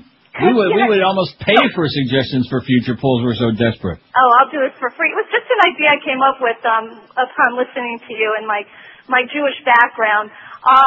Oi! Your favorite Yiddish expression. I mean, even the Gentiles love to. Even the Goyim love Yiddish. They that's love right. to horn in on a good Jewish expression, if you Right. don't mind my saying so. They are so mashugana. Even the Goyim like deli. I would just love to see Eric spelling some of them. Okay. So that's just a future poll. Your I'd love favorite to see Yiddish Josh fill in. That ought to be really exciting. Have a great day, sweetheart, and happy You too. Shavuos. Thanks. Bye-bye. Oh. Yeah, I've thought of doing that, as a matter of fact. Let's see. Favorite Yiddish expression. I got mine. And what's that? Yeah, kacken up and yam. Can't say that one anymore. We can't? No, don't say it again. 567. It has to do with excretory activity. Don't be talking. See, it's okay. One thing if you people go on with your Spanish crap, but Jewish crap, that's a whole different ball game. That's a whole different ball of wax. Well, it is kosher, isn't it? It's a different ball of wax. Only if Brooke is doing it. She's got a ball of wax. Whatever happened to the old babbling Brooke, huh? That kept walking into the pizza. I think she's the one that convinced me don't do any more than personal appearances. Kept waltzing into the pizza loft and da-da, here I am, da-da, like I knew who she was, Like the day that Lynn Samuels showed up at the station with Miss Fudge, and I had no idea who Miss Fudge was, because I had seen him all at once in his life, and I was also at the pizza loft when he tagged along with what's her name, Lynn Samuels. Remember that? No. Did I do. I was there. I just, yeah. No, but I'm talking about the day that she was in the studio, and he drove her there, and he said, "Oh, I'm just a limo driver today." Ha ha. That's the day we went out to lunch. Who the hell he was? Huh? That's the day we went out to lunch. Who went out to lunch? Me and him and her and Boca Brian. Miss Fudge? Right. He paid. Well, he ought to. He's got all that Richard Mellon-scape money behind him. Why shouldn't he pay? And it was a good lunch. It was mighty white of him to pay for it. See, you're so easy. All somebody's got to do is buy lunch. I bet you if Rimmer ever bought you that lunch, you'd say something good about him. I said it was mighty white of him to pay for it. I didn't say anything else. You didn't say anything good about her? WQAM, hello. Hey, Neil? Yes, sir? I'm waiting for Neil. Speaking to him. Hey, Neil, I got 2 for your poll today. 2, okay. All right, how about Bonnie and Clyde? Got it. How about Sonny at the toll booth? Got it. 0 for 2, man. He's betting. Oh! Sorry. Although, I don't know, did we ever put the Bonnie and Clyde on there or not? I don't know. We might have just mentioned it and it never went on there. We mentioned it, and maybe it slipped by Josh. That wouldn't be the first time. Of course, he's worried about, going to the ballpark, getting Dave all whipped up into a frenzy. Come on, get excited, Dave. I can't tell you what he does to get him excited, but let's see. I don't see it on there. Bonnie and Clyde. Huh? Yeah. Well, let's put it on there then. Well, let's put it on there. Bonnie and Clyde. Get theirs. You guys say they get theirs. They get it. And what's the other one that we didn't put on? I don't know, something. There must be some other Godfather ones we did not put on there. Why don't we just put the Godfathers? Don, not Don Altabello, not Don Juan DeMarco. I can't think of that damn Godfather, Italian Godfather's name. That Carlo. And how come nobody's called in by now? Because nobody watched Godfather 3. That's why. They saw it. They're just trying to forget it. I see. WQAM, hello. Hey, Neil, you got Joe Pesci in Casino? Yeah. I'll tell you, one of my all-time favorites was when Eli Wallach finally gagged on the cannoli. I was going. All right. Yeah, I was giving myself high fives in the audience. That's one for one of the when we do the poll on unnecessarily long death scenes. Yeah. Yeah, that one dragged on a little bit long. Now, the one that was really quick, thankfully, even though it happened too late in the movie, was... Mary. Bye-bye, Mary. Hasta luego. Hasta mañana. Hasta que me olvides. Get lost, Mary. And do something about that schnoz while you're at it. Go love somebody else. WQAM, hello. Hey, I was going to enter into Neil's poll. You're speaking to him. Oh, okay. How about when Gary Sneeze gets it in Reservoir Dogs? Never saw that. Everybody tells me I should see it, and I never got around to seeing it. Okay, it's thanks. a great movie. Okay. Thanks a lot, pal. Bye. Got it? Got it. Did you see that? I did. Yeah, we saw it. You both saw it. And? Way overhyped, I thought. It's another Quentin Tarantino. Oh! Like, if you didn't like Pulp Fiction, let me just say this. Pulp Fiction was much better. I didn't really have a problem with it. I didn't think it was that bad. I thought it was overblown. People built it up to high heaven like they have with you, and I thought, this is it. This is it, all of it. It's very like Pulp Fiction. You just don't know a squat if you don't like Pulp Fiction. And guess what? They're still eating mayonnaise on those fries in Amsterdam. And John Travolta still makes me sick to my stomach. Live and local. We're Sports Come on, John. Before it's too late. Come on, Johnny boy. You can do it. Drug whose name says it all. Zydefax. Finally, a prescription medicine that always gives you more than you'd expect. Zydefax. Isn't it time you experienced Zydefax? May cause loss of blood, loss of hearing, loss of virginity, vertigo, impetigo, impotence, imprisonment, shrinkage of the genitals, enlargement of the genitals, softening of the brain, softening of the stool, loose stools, bar stools, toadstools, huge prehistoric bats swooping out of the sky and eating your dog, halitosis, Halle Berry, berry, Nanolo, rectal bleeding, rectal numbness, numbnuts, chest pains, hunger pains, dry mouth, cotton mouth, large mouth, small mouth, hell mouth, or death. Zydefax is perfect for everyone. Not intended for women who are pregnant, women who are men, men who are pregnant, children with dogs who are pregnant, the elderly, the young, kitty cats, Steve Perry, tadpoles who are pregnant, and pregnant pauses. In disclaimers like these. Ask your doctor or pharmacist about Zydefax and find out if it's responsible for the mysterious pustulant growth under your left armpit. Zydefax. 116 at 560. I want to thank my good close personal friend. What was her name again that came and took my blood? What's with the J? J? I thought it started with a J. Jemima? Did not start with a J. It was like Kathy or something like that, Beverly, with a J? I forgot. You're not Jill? Joyce or something. Joyce, Jill, whatever her name was. Thank you very much. She did a very fine job. And if I would have come up with some nasty results or something, I would have said, damn it. That's a nice service, you know what? Damn good. We ought to have them on as a sponsor or something. That's a good deal. Anyway, here's the story on this Jose Padilla, one of your people. Jose Padilla, former Chicago gang member, now held as a terrorism suspect, sought to blow up hotels and apartment buildings in the U.S. in addition to planning an attack with a dirty bomb radiological device, according to government documents.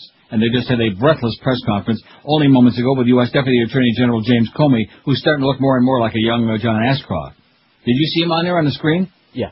Yeah, he looks like Ashcroft with like a makeover and like some of that Reagan shoe polish in his hair.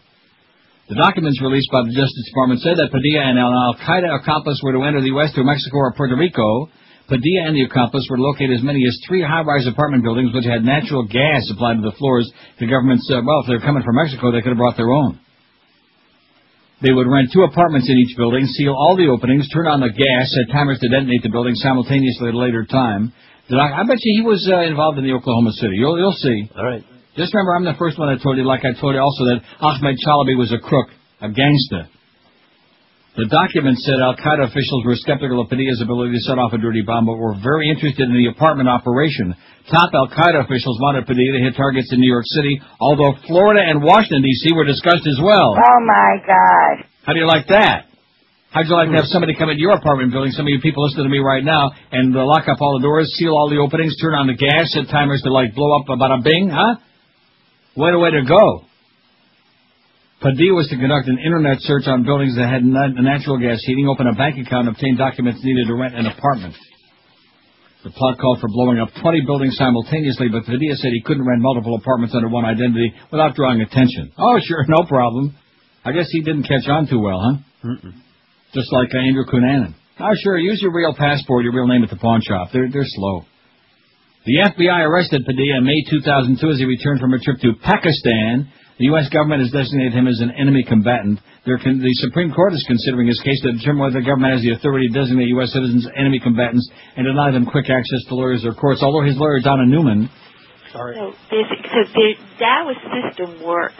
Is articulating and eraculating on CNN right now as we speak. She's eraculating. Can we say that? No. She's talking. 5670560, pound 560 on the AT&T and Verizon line. Psychos win at 85, but the Godfather, Sonny gets it on a causeway. Now let me see. What's the way it's worded again? See, usually I chew out the audience for not understanding the question. I just want to make sure how we asked it. What was the best movie death scene of all time? Right. Not necessarily the scariest. Well, not the most graphic. Huh? It was like the most disturbing, I think, is how we worded it the other time. Oh, we did? Or something like that. We didn't do death scenes, did we? Yeah, we did. Come on. Sure. Get out of town. Okay, bye. And when that lady was very nice when she called and asked me about, do we take poll suggestions?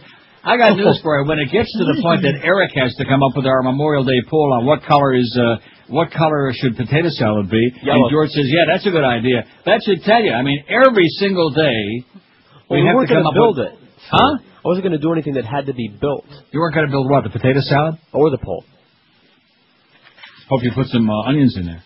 And pickles. Actually, I'll be honest with you, I don't even like potato salad. My mother has this obsession, this idea that I like potato salad. Don't make it again, Ma, I can't stand it. It's boring. It is boring. Plus, it's all carbs anyway. Right. Oh, I got a book, and after the next break, I'll get in the other room, in my living room. Okay. That I think is one of the most dangerous books ever written, next to the Bible. In fact, Shirley Tweeters and Toady Fields may have ghostwritten it. It's about fat is okay and fat's not dangerous. I got to get that book in a minute. And of course, some of you people out there, oh, you see, Neil? You see? Yeah, Fat is not okay. Fat is dangerous. You should know better than anybody. Yeah. Robert De Niro in The Untouchables was seen with a baseball bat. All right. Got it? We got it. P.S. The exploding head in Scanners. Ooh, that was a good one. Didn't see Scanners. Oh, I love Scanners. Do you? Sure. Like at Publix? Yeah, them too. So that's the question. What is the best movie death scene? And Psycho won this magazine. What the hell's the magazine again? Total Film, July issue. Go out and buy it. It'll kill some time. Reservoir Dogs. Somebody just suggested that before, that I should definitely go see it, which I won't.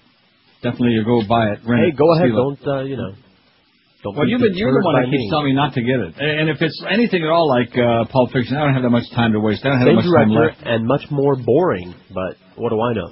Yeah, Pulp Fiction was so... That was strictly a sued thing. Real pseudo intellectuals. Oh, my God, Pulp Fiction. That was such a great classic work. Work of crap. Well, let me put it this way. With nothing but gratuitous violence all throughout, in between the inane ramblings of John Travolta. Reservoir Dogs is 10 times as suitish and 10 times as boring. And I didn't need to see Pulp Fiction to find out that they put mouse dirt on their, they put mayonnaise on their fries in Amsterdam. I already knew that, okay? For those people, those of us who get around a little bit, we already know a little bit about life, okay? As opposed to those I have no life. like that. In addition to which, who gives a flying crap if they put mayonnaise on their fries, because those fries are going to kill you anyway. Yeah. French fries. But did you know that Zeke was a redneck rapist? No, I couldn't care less. WQAM, hello. Is this Neil Show? Yes, sir, speaking. Oh, Neil. Hey, how you doing? Great. It's been 7 years, Neil. You warned me for... Is this George? No. No. 7 years for what? Oh, Neil, this is Neil. I'm sorry. George was interrupting there, so when you said, is this George, it's he's in there, too. Now, what were you just saying, George? I said, how you doing? Oh, Neil. Go ahead. No, you warned me about moving to Yahoo country. I moved to Fort Myers 7 years ago, Neil.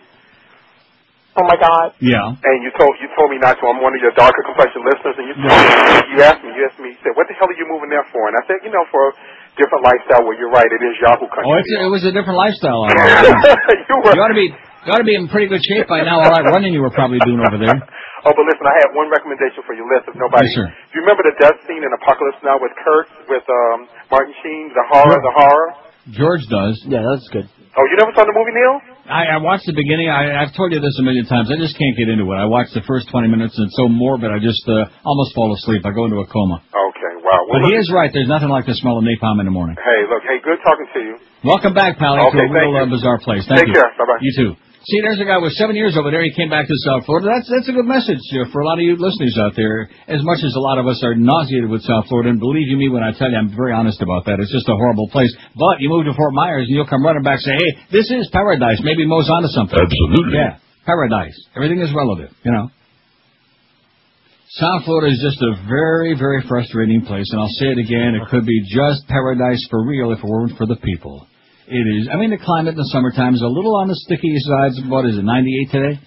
Although you were telling me about the rain and this crap, it was going to it might don't have say passed that. by now. Huh? I mean, how the hell would we know? How the hell would you know what? Oh, you have no windows. Well, I want to get on that radar again. This is a new thing with me. I mentioned it. I don't know why I haven't done this before. I mean, I've done it, but I never really paid that much attention to it. But checking the weather radar, like for example, here, for some strange reason in Toronto, it can be the weather in Buffalo is 1,000 times worse, and there can be rain in Hamilton and Niagara Falls and all around. And for some reason, we don't get anywhere nearly as much. It seems to like bypass, you know. Maybe it takes like a litmus test and finds all the fruit flies out there in the streets. Oh, let's not go here, okay? Let's go rain and pee on somebody else. But so I like a lot of times you'll just go, well, I'll see it on the radar. Maybe another 20 minutes. This is all going to be over, the rain, whatever, and then you know when to go outside when the coast is clear. See what I'm saying?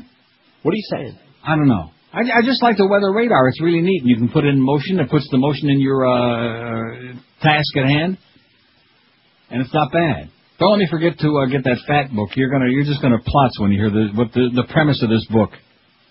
That fat is not bad. That it's all propaganda. The big fat lies, I think is what it's called. WQAM, hello. Hello, it's Neil there. Speaking.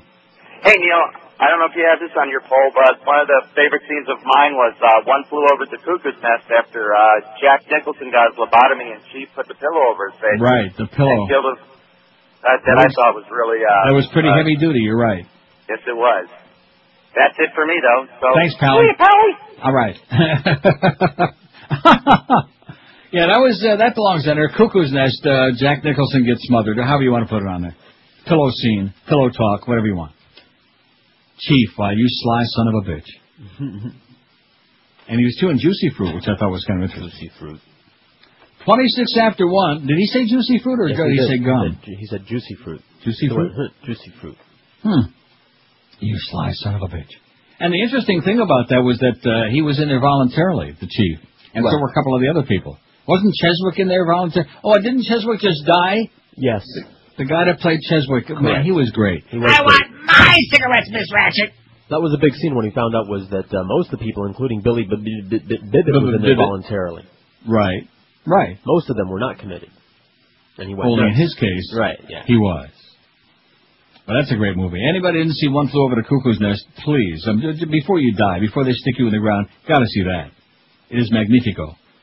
27 after 1 at 560 WQAM. When you shop for quality footwear, your feet probably take you naturally right to Brandy's because it's been around so long. They do all the things right. They give you great prices, fantastic selection, personal service. The people who work there know your feet, like I always tell you, just by the aroma, which could probably put them in a coma, but they put on a good act.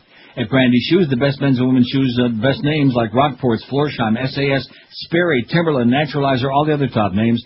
And they got so many in stock. Whatever you're looking for, I'll bet Greg's life on it. Exactly what you need is in stock in your size on the shelf. Brandy's is open daily 9 to 9, Monday through Saturday. Every Sunday they're open 10 to 5. And you'll find them in a great same place. They've been doing it right for years and years. 1290 North Federal Highway in Pompano Beach. Always worth a trip to Brandy's. And this week, it's a great time to buy sandals. Get great savings on men's and women's famous brand sandals. So come into the store or check out for more information on their website at brandyshoes.com. And local. This is Sports Radio 560. QAM. A lollipop, little boy?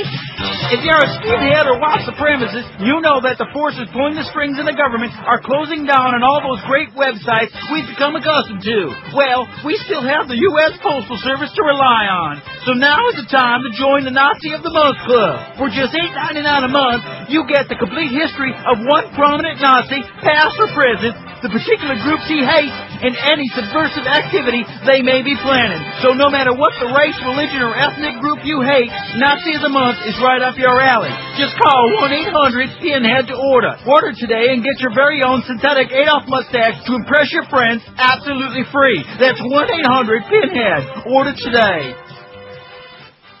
It's a lie. I am not a Nazi. Nice trip you on the end of that bit. 132 at 560 WQAM. So anyway, I was going to play because of the Family Feud music playing in the background on that bit. I was going to play the theme, but I don't have it. At least I don't have it on this disc. Oh, this is bad. These must be the bad game show fans.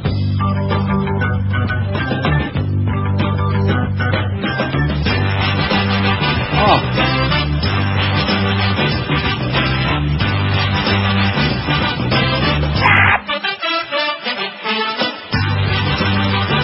I guess it was different than the $10,000 pyramid. It had a slightly different theme. I mean, the same thing, but just done a little bit differently than the $25,000 pyramid. Sounded different. Yeah, I think it depended on how bad more kazoo. Yeah, Bill Cullen was limping that day. That's bad. See, all my life I thought Bill Cullen had a wooden leg. He did not. He had polio as a child. He walked with a bad limp, but he didn't have a wooden leg. You insensitive bastard. What? Well, I thought I read that somewhere. And, of course, you'll notice on the game shows, on the Game Show Network, you never see him walk, like, from the podium over to... You never see that. Anytime he's got to, like, move from point A to point B, that's when they go to commercial or they take a shot of the wall or something like that. What is going on over here? Did you hear that? I see, it might not have been that disc. It might be me. It might be this thing. By the way, Alan Ludden, the rumor I just got is that she's still dead. Alan Ludden and Betty White. That was kind of amusing, when you come right down to it. Anyway, if it sounds like I'm rambling, it is because I am. Let's see. Why are you accepting the government's assertions about Jose Padilla? He may be guilty as hell. I don't know, neither do you. Did I say I accepted? I'm reading the news story from CNN that said the government says. So it might be true. Talk about a bunch of touchy people. Oh, this is from Mark again, Chronic Mark. See, he's off his feed, Mark, because he faxed that stuff last week that was a bunch of caca. Hey, Mark, just relax, okay?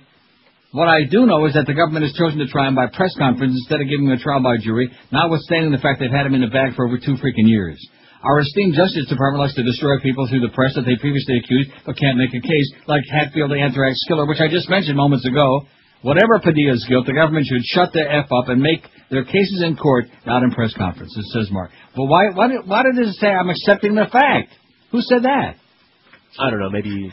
But the other faxer had a good point. He looks just like suspect number 2 there. Yes, in Oklahoma City. Remember that? He looks just like him. He's the spitting image. But wasn't he? You see, I hate to break the news to you, Mark, my bleeding liberal friend, but the fact of the matter is, in spite of the fact that we have no more justice in America, and it's all a bunch of crap, we have kangaroo courts and trials in the media. In spite of that fact, there actually are some evildoers out there. How do you like that? Oh, my God. Yeah, Mark. Wasn't he being held at Gitmo, Padilla? He said he'd like to get Mo. Oh, speaking of that, so here's this book. Big Fat Lies, updated edition, no less. It's written by Glenn A. Gasser, Ph.D. Now, see, back in the day, I would have played some sounds to embellish that a little bit, but I can't do that no more. Glenn A. Gasser, Ph.D. Here's proof. I'm reading from the jacket. Proof that this is a paperback piece of crap, that people can be overweight and still fit and healthy. And this is, guys, not even a medical doctor. He's a Ph.D. Well, anybody can be a Ph.D. and write a book. See, this is the problem with all this dieting crap. Number one, nobody really has the answer. And number two, a bunch of non-medical people write garbage like this. Dr. Gasser presents updated evidence that people can be fat and fit. There's no connection between fat, clogged arteries, and obesity. Thinner is not necessarily healthier. That's what Karen Carpenter said, too. Good body fat protects you from heart disease. You can achieve your natural weight without dieting, and dieting can cause weight gain. No Schmidt. He is a professor of exercise physiology and faculty advisor to the Cardiovascular Health and Fitness Program at the University of Virginia. He's the author of 3 books, lectured extensively, including appearances on numerous TV programs, also been widely quoted in such publications as New York Times, Wall Street Journal, and Newsweek. How do you like that? Glenn Gasser, Ph.D. Mm-hmm. Big Fat Lies. Believe you me, anybody that says fat is healthy, it's wishful thinking, all right? Full of crap. Especially fat and diabetic. Well, you know, I don't have to tell you. I know all about it. So don't buy that book. Now, officer's taser is used on a 9-year-old girl. Here's a wonderful story. Even though it was actually a stun gun, but whatever. Same difference. I'm stunned that you're so obsessed with that, okay? Nobody really cares about... now is not the time to be making nitpicking with that. Because it's above and beyond the significance of the story. Equally unacceptable. A veteran South Tucson police sergeant is under investigation for firing his stun gun to subdue a handcuffed 9-year-old girl. In addition to which, what you don't understand is that the headline isn't written by the same person that wrote the story. Right. So the person that wrote the headline is the real hold who didn't understand the difference. Anyway, at the request of Chief Sixto Molina, the Pima County Sheriff's Department is trying to determine if the sergeant committed a crime when he sent a jolt through the child's body.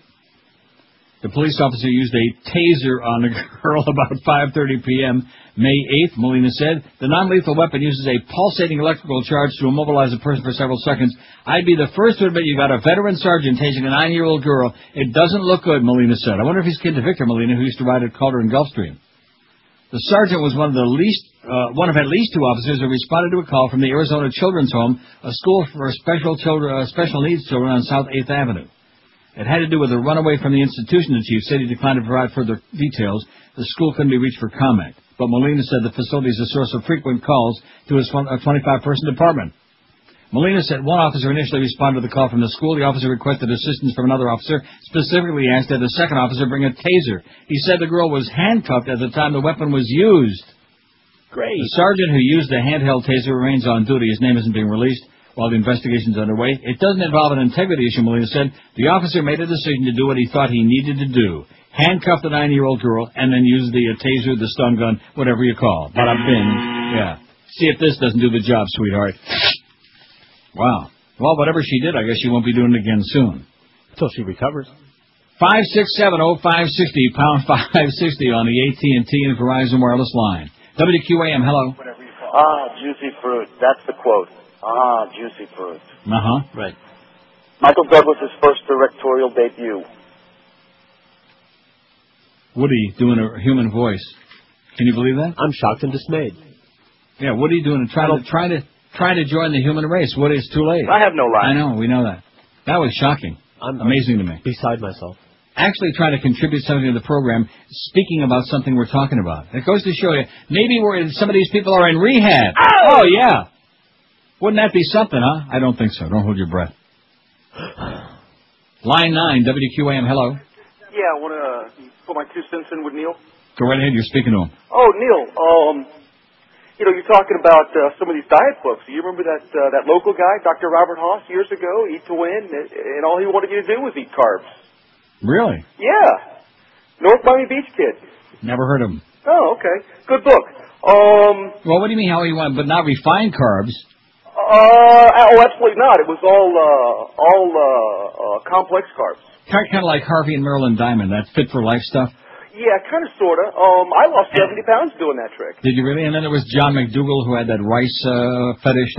I used to have all those people on my show years ago, and I'm still fat as a pig. So how's that? No, you're not. I met you. I live out of state now. I live in San Antonio, and I met you at EMAC and Bolio's, if you can remember that far back. Sure. And you were sitting on the sitting on the dock of the bay. Yeah, sitting on the dock of the bay, and I walked up and I had a little Macanudo to share with you, if you recall that. Right. And oh, sure. Oh, yes, sure. And Stan maybe didn't swipe it, huh? That's the point. Anyway, I don't think anybody's mentioned from the movie Scarface. Look at you now. They're riding in the car. They're getting ready to put a bomb, and they don't want to bomb the kids. We know how to label it. Don't worry. Okay. Al Pacino says, "Look at you now." All right. Thanks a lot, Pally. All right. Have a great life. You too. Bye. EMAC and Bolio's, those were the days, man, on the Zeta days. Wow, that was really something. On an FM, on a real radio station. Boy, I'll tell you, the numbers we had back in those days sure dwarfed the numbers that some people got now, Paulie. Yeah. And now what's the excuse going to be now that Stern is off in South Florida? What's the excuse? And if you tune in late, Mel Karmazin resigned as the whatever he is, of Viacom. He's done. He's out. He walked away. And Stern has been threatening that if Karmazin leaves, he's going to walk. I've been searching all day on the internet to see if there's anything further about that, because you would have thought, although I don't really know if Stern is on live or if he's on vacation or what the deal is, you know, because you would have thought if somebody's talking a big game like that, that the day they announce Karmazan's leaving, it's like, okay, guys, pick up all your goodies here and get your briefcase, let's get out of here. Know what I'm saying? What are you saying? But then, of course, you can't continue milking it for all it's worth and all the publicity.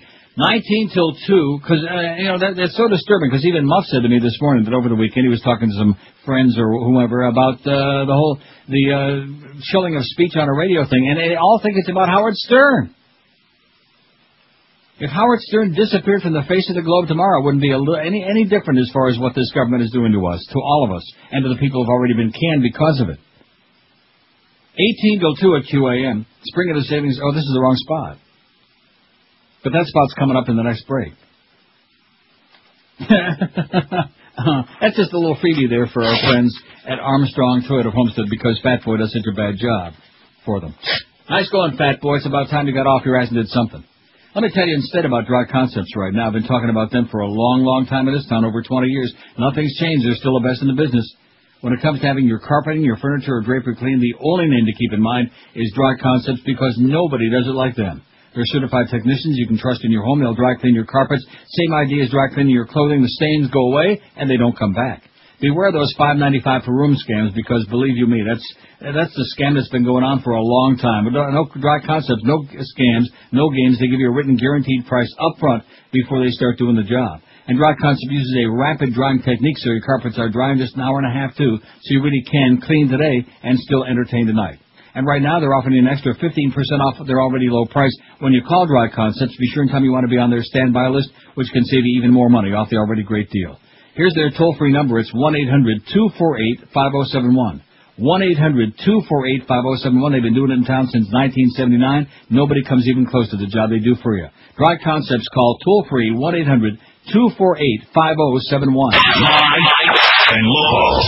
This is Sports Radio 560. QAM. Lord even loves Neil Rogers. The pub smokes dope. The pub smokes dope. God gave him the grass. The pub smokes dope.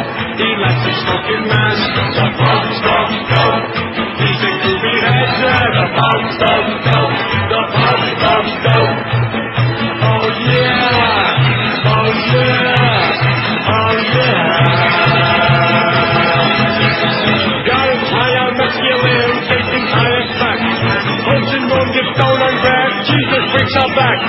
Jesus Christ is super hippie, never shut up church. Punching won't get stoned on road. Priest in church get drunk. The Pope smokes dope. God give him the grass. The Pope smokes dope. He likes his fucking ass. The Pope smokes dope. He's a groovy header. The Pope smokes dope. The Pope smokes dope. Oh yeah. Oh yeah.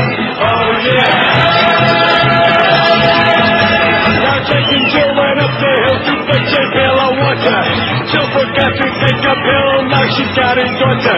Taking pills is not a joke for a groovy pope. First consulting dealer took a marijuana smoke. The Pope smokes dope. Can't get from the grass. The Pope smokes dope. He likes his fucking ass. The Pope smokes dope. He's a groovy hazard. The Pope smokes dope. The Pope smokes dope. Oh yeah. Oh yeah. Oh yeah. The Pope is getting higher. The Pope is getting higher. The Pope is getting higher. The Pope is getting higher. The Pope smokes dope. God gave him the grass. The Pope smokes dope. He likes his fucking ass. The Pope smokes dope. He's a groovy hazard. The Pope smokes dope. The Pope smokes dope. The Pope smokes dope. The Pope smokes dope.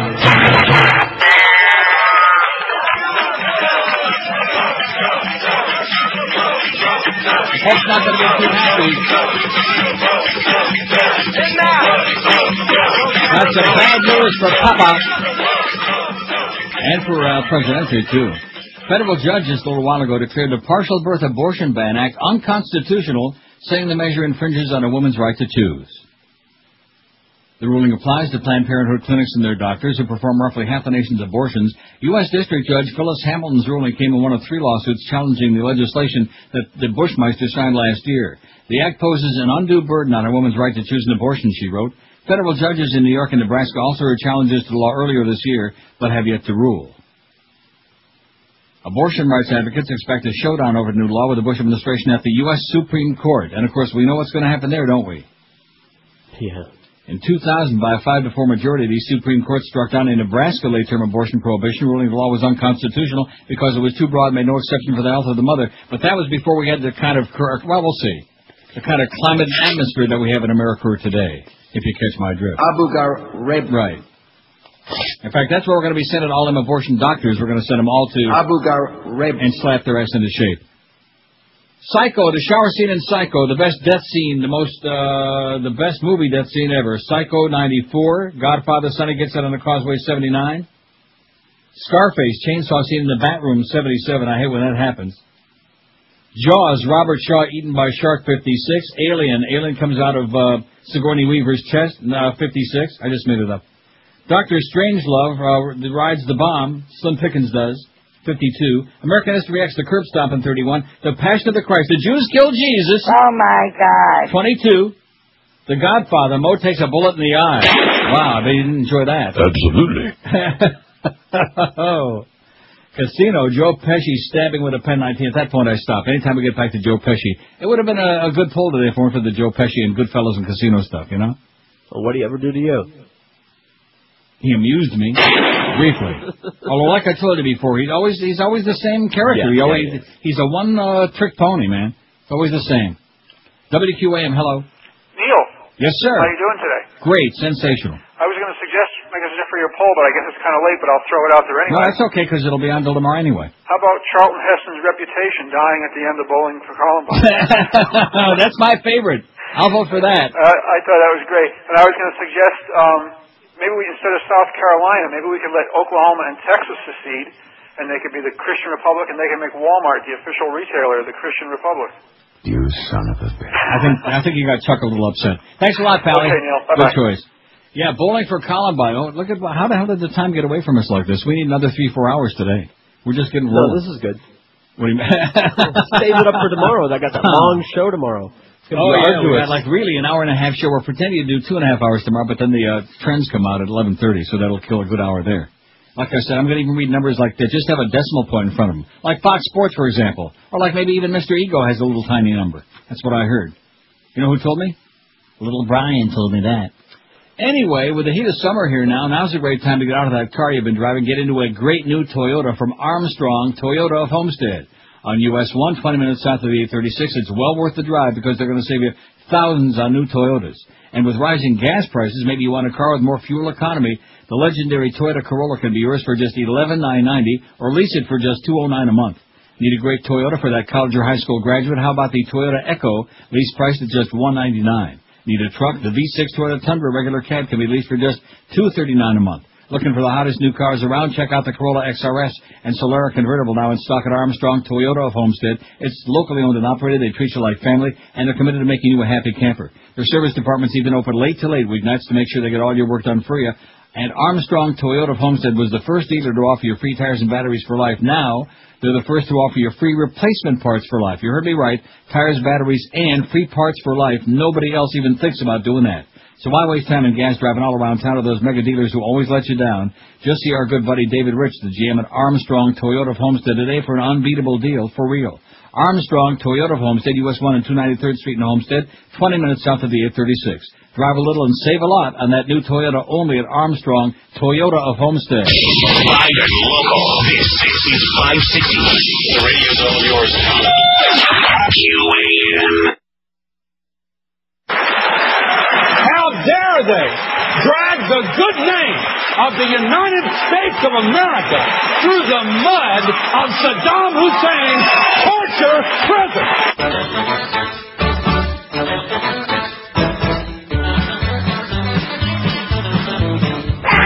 Abu Ghraib acres ain't the place to be. Prison living ain't the life for me. Photographs of you were sent worldwide. You might end up in one of those naked piles. No, pictures just came out today. Abu Ghraib. Right, but a terrible place to stay. Donald Rumsfeld came to give it of you. Darling, he said, but a criminal thing to do. Those shells. Those smells. No clothes. On their heads, women's tights.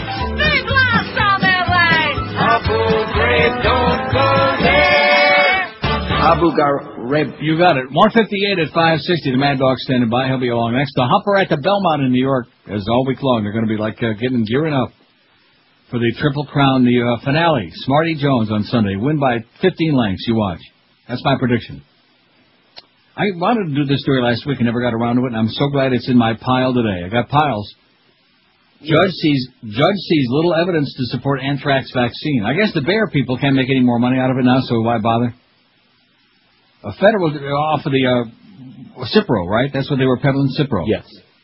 A federal judge said yesterday had significant doubts about whether the federal government has enough scientific evidence to show that the anthrax vaccine required for military personnel is either safe or effective. Oh, my God. U.S. District Judge Emmett G. Sullivan will decide in coming weeks whether to halt the Defense Department's mandatory anthrax inoculations. Also criticized the government's review of the vaccine as one of the most jumbled, confusing processes he had ever seen. What a surprise, huh? You got a bunch of liars and crooks and gypsies, tramps and thieves running our lives, and the public sits back like, what are we going to do about it? Like that. Sullivan made his remarks in a hearing on a lawsuit filed in March 2003 by 6 anonymous members of the U.S. military who said the vaccine posed health threats that had not been sufficiently studied. It's on our website somewhere, like in the entrails in the archives. It's on there. And it's well worth taking a puke at. So if it ain't the Agent Orange that's going to get you, it's the anthrax vaccine. Mad Dog standing by. He'll be next. The Humper at 4. Marlins baseball, 6:30. Bye. The Neil Rogers Show on 560 WQAM, Miami, Fort Lauderdale. I don't have a penis. You are not alone.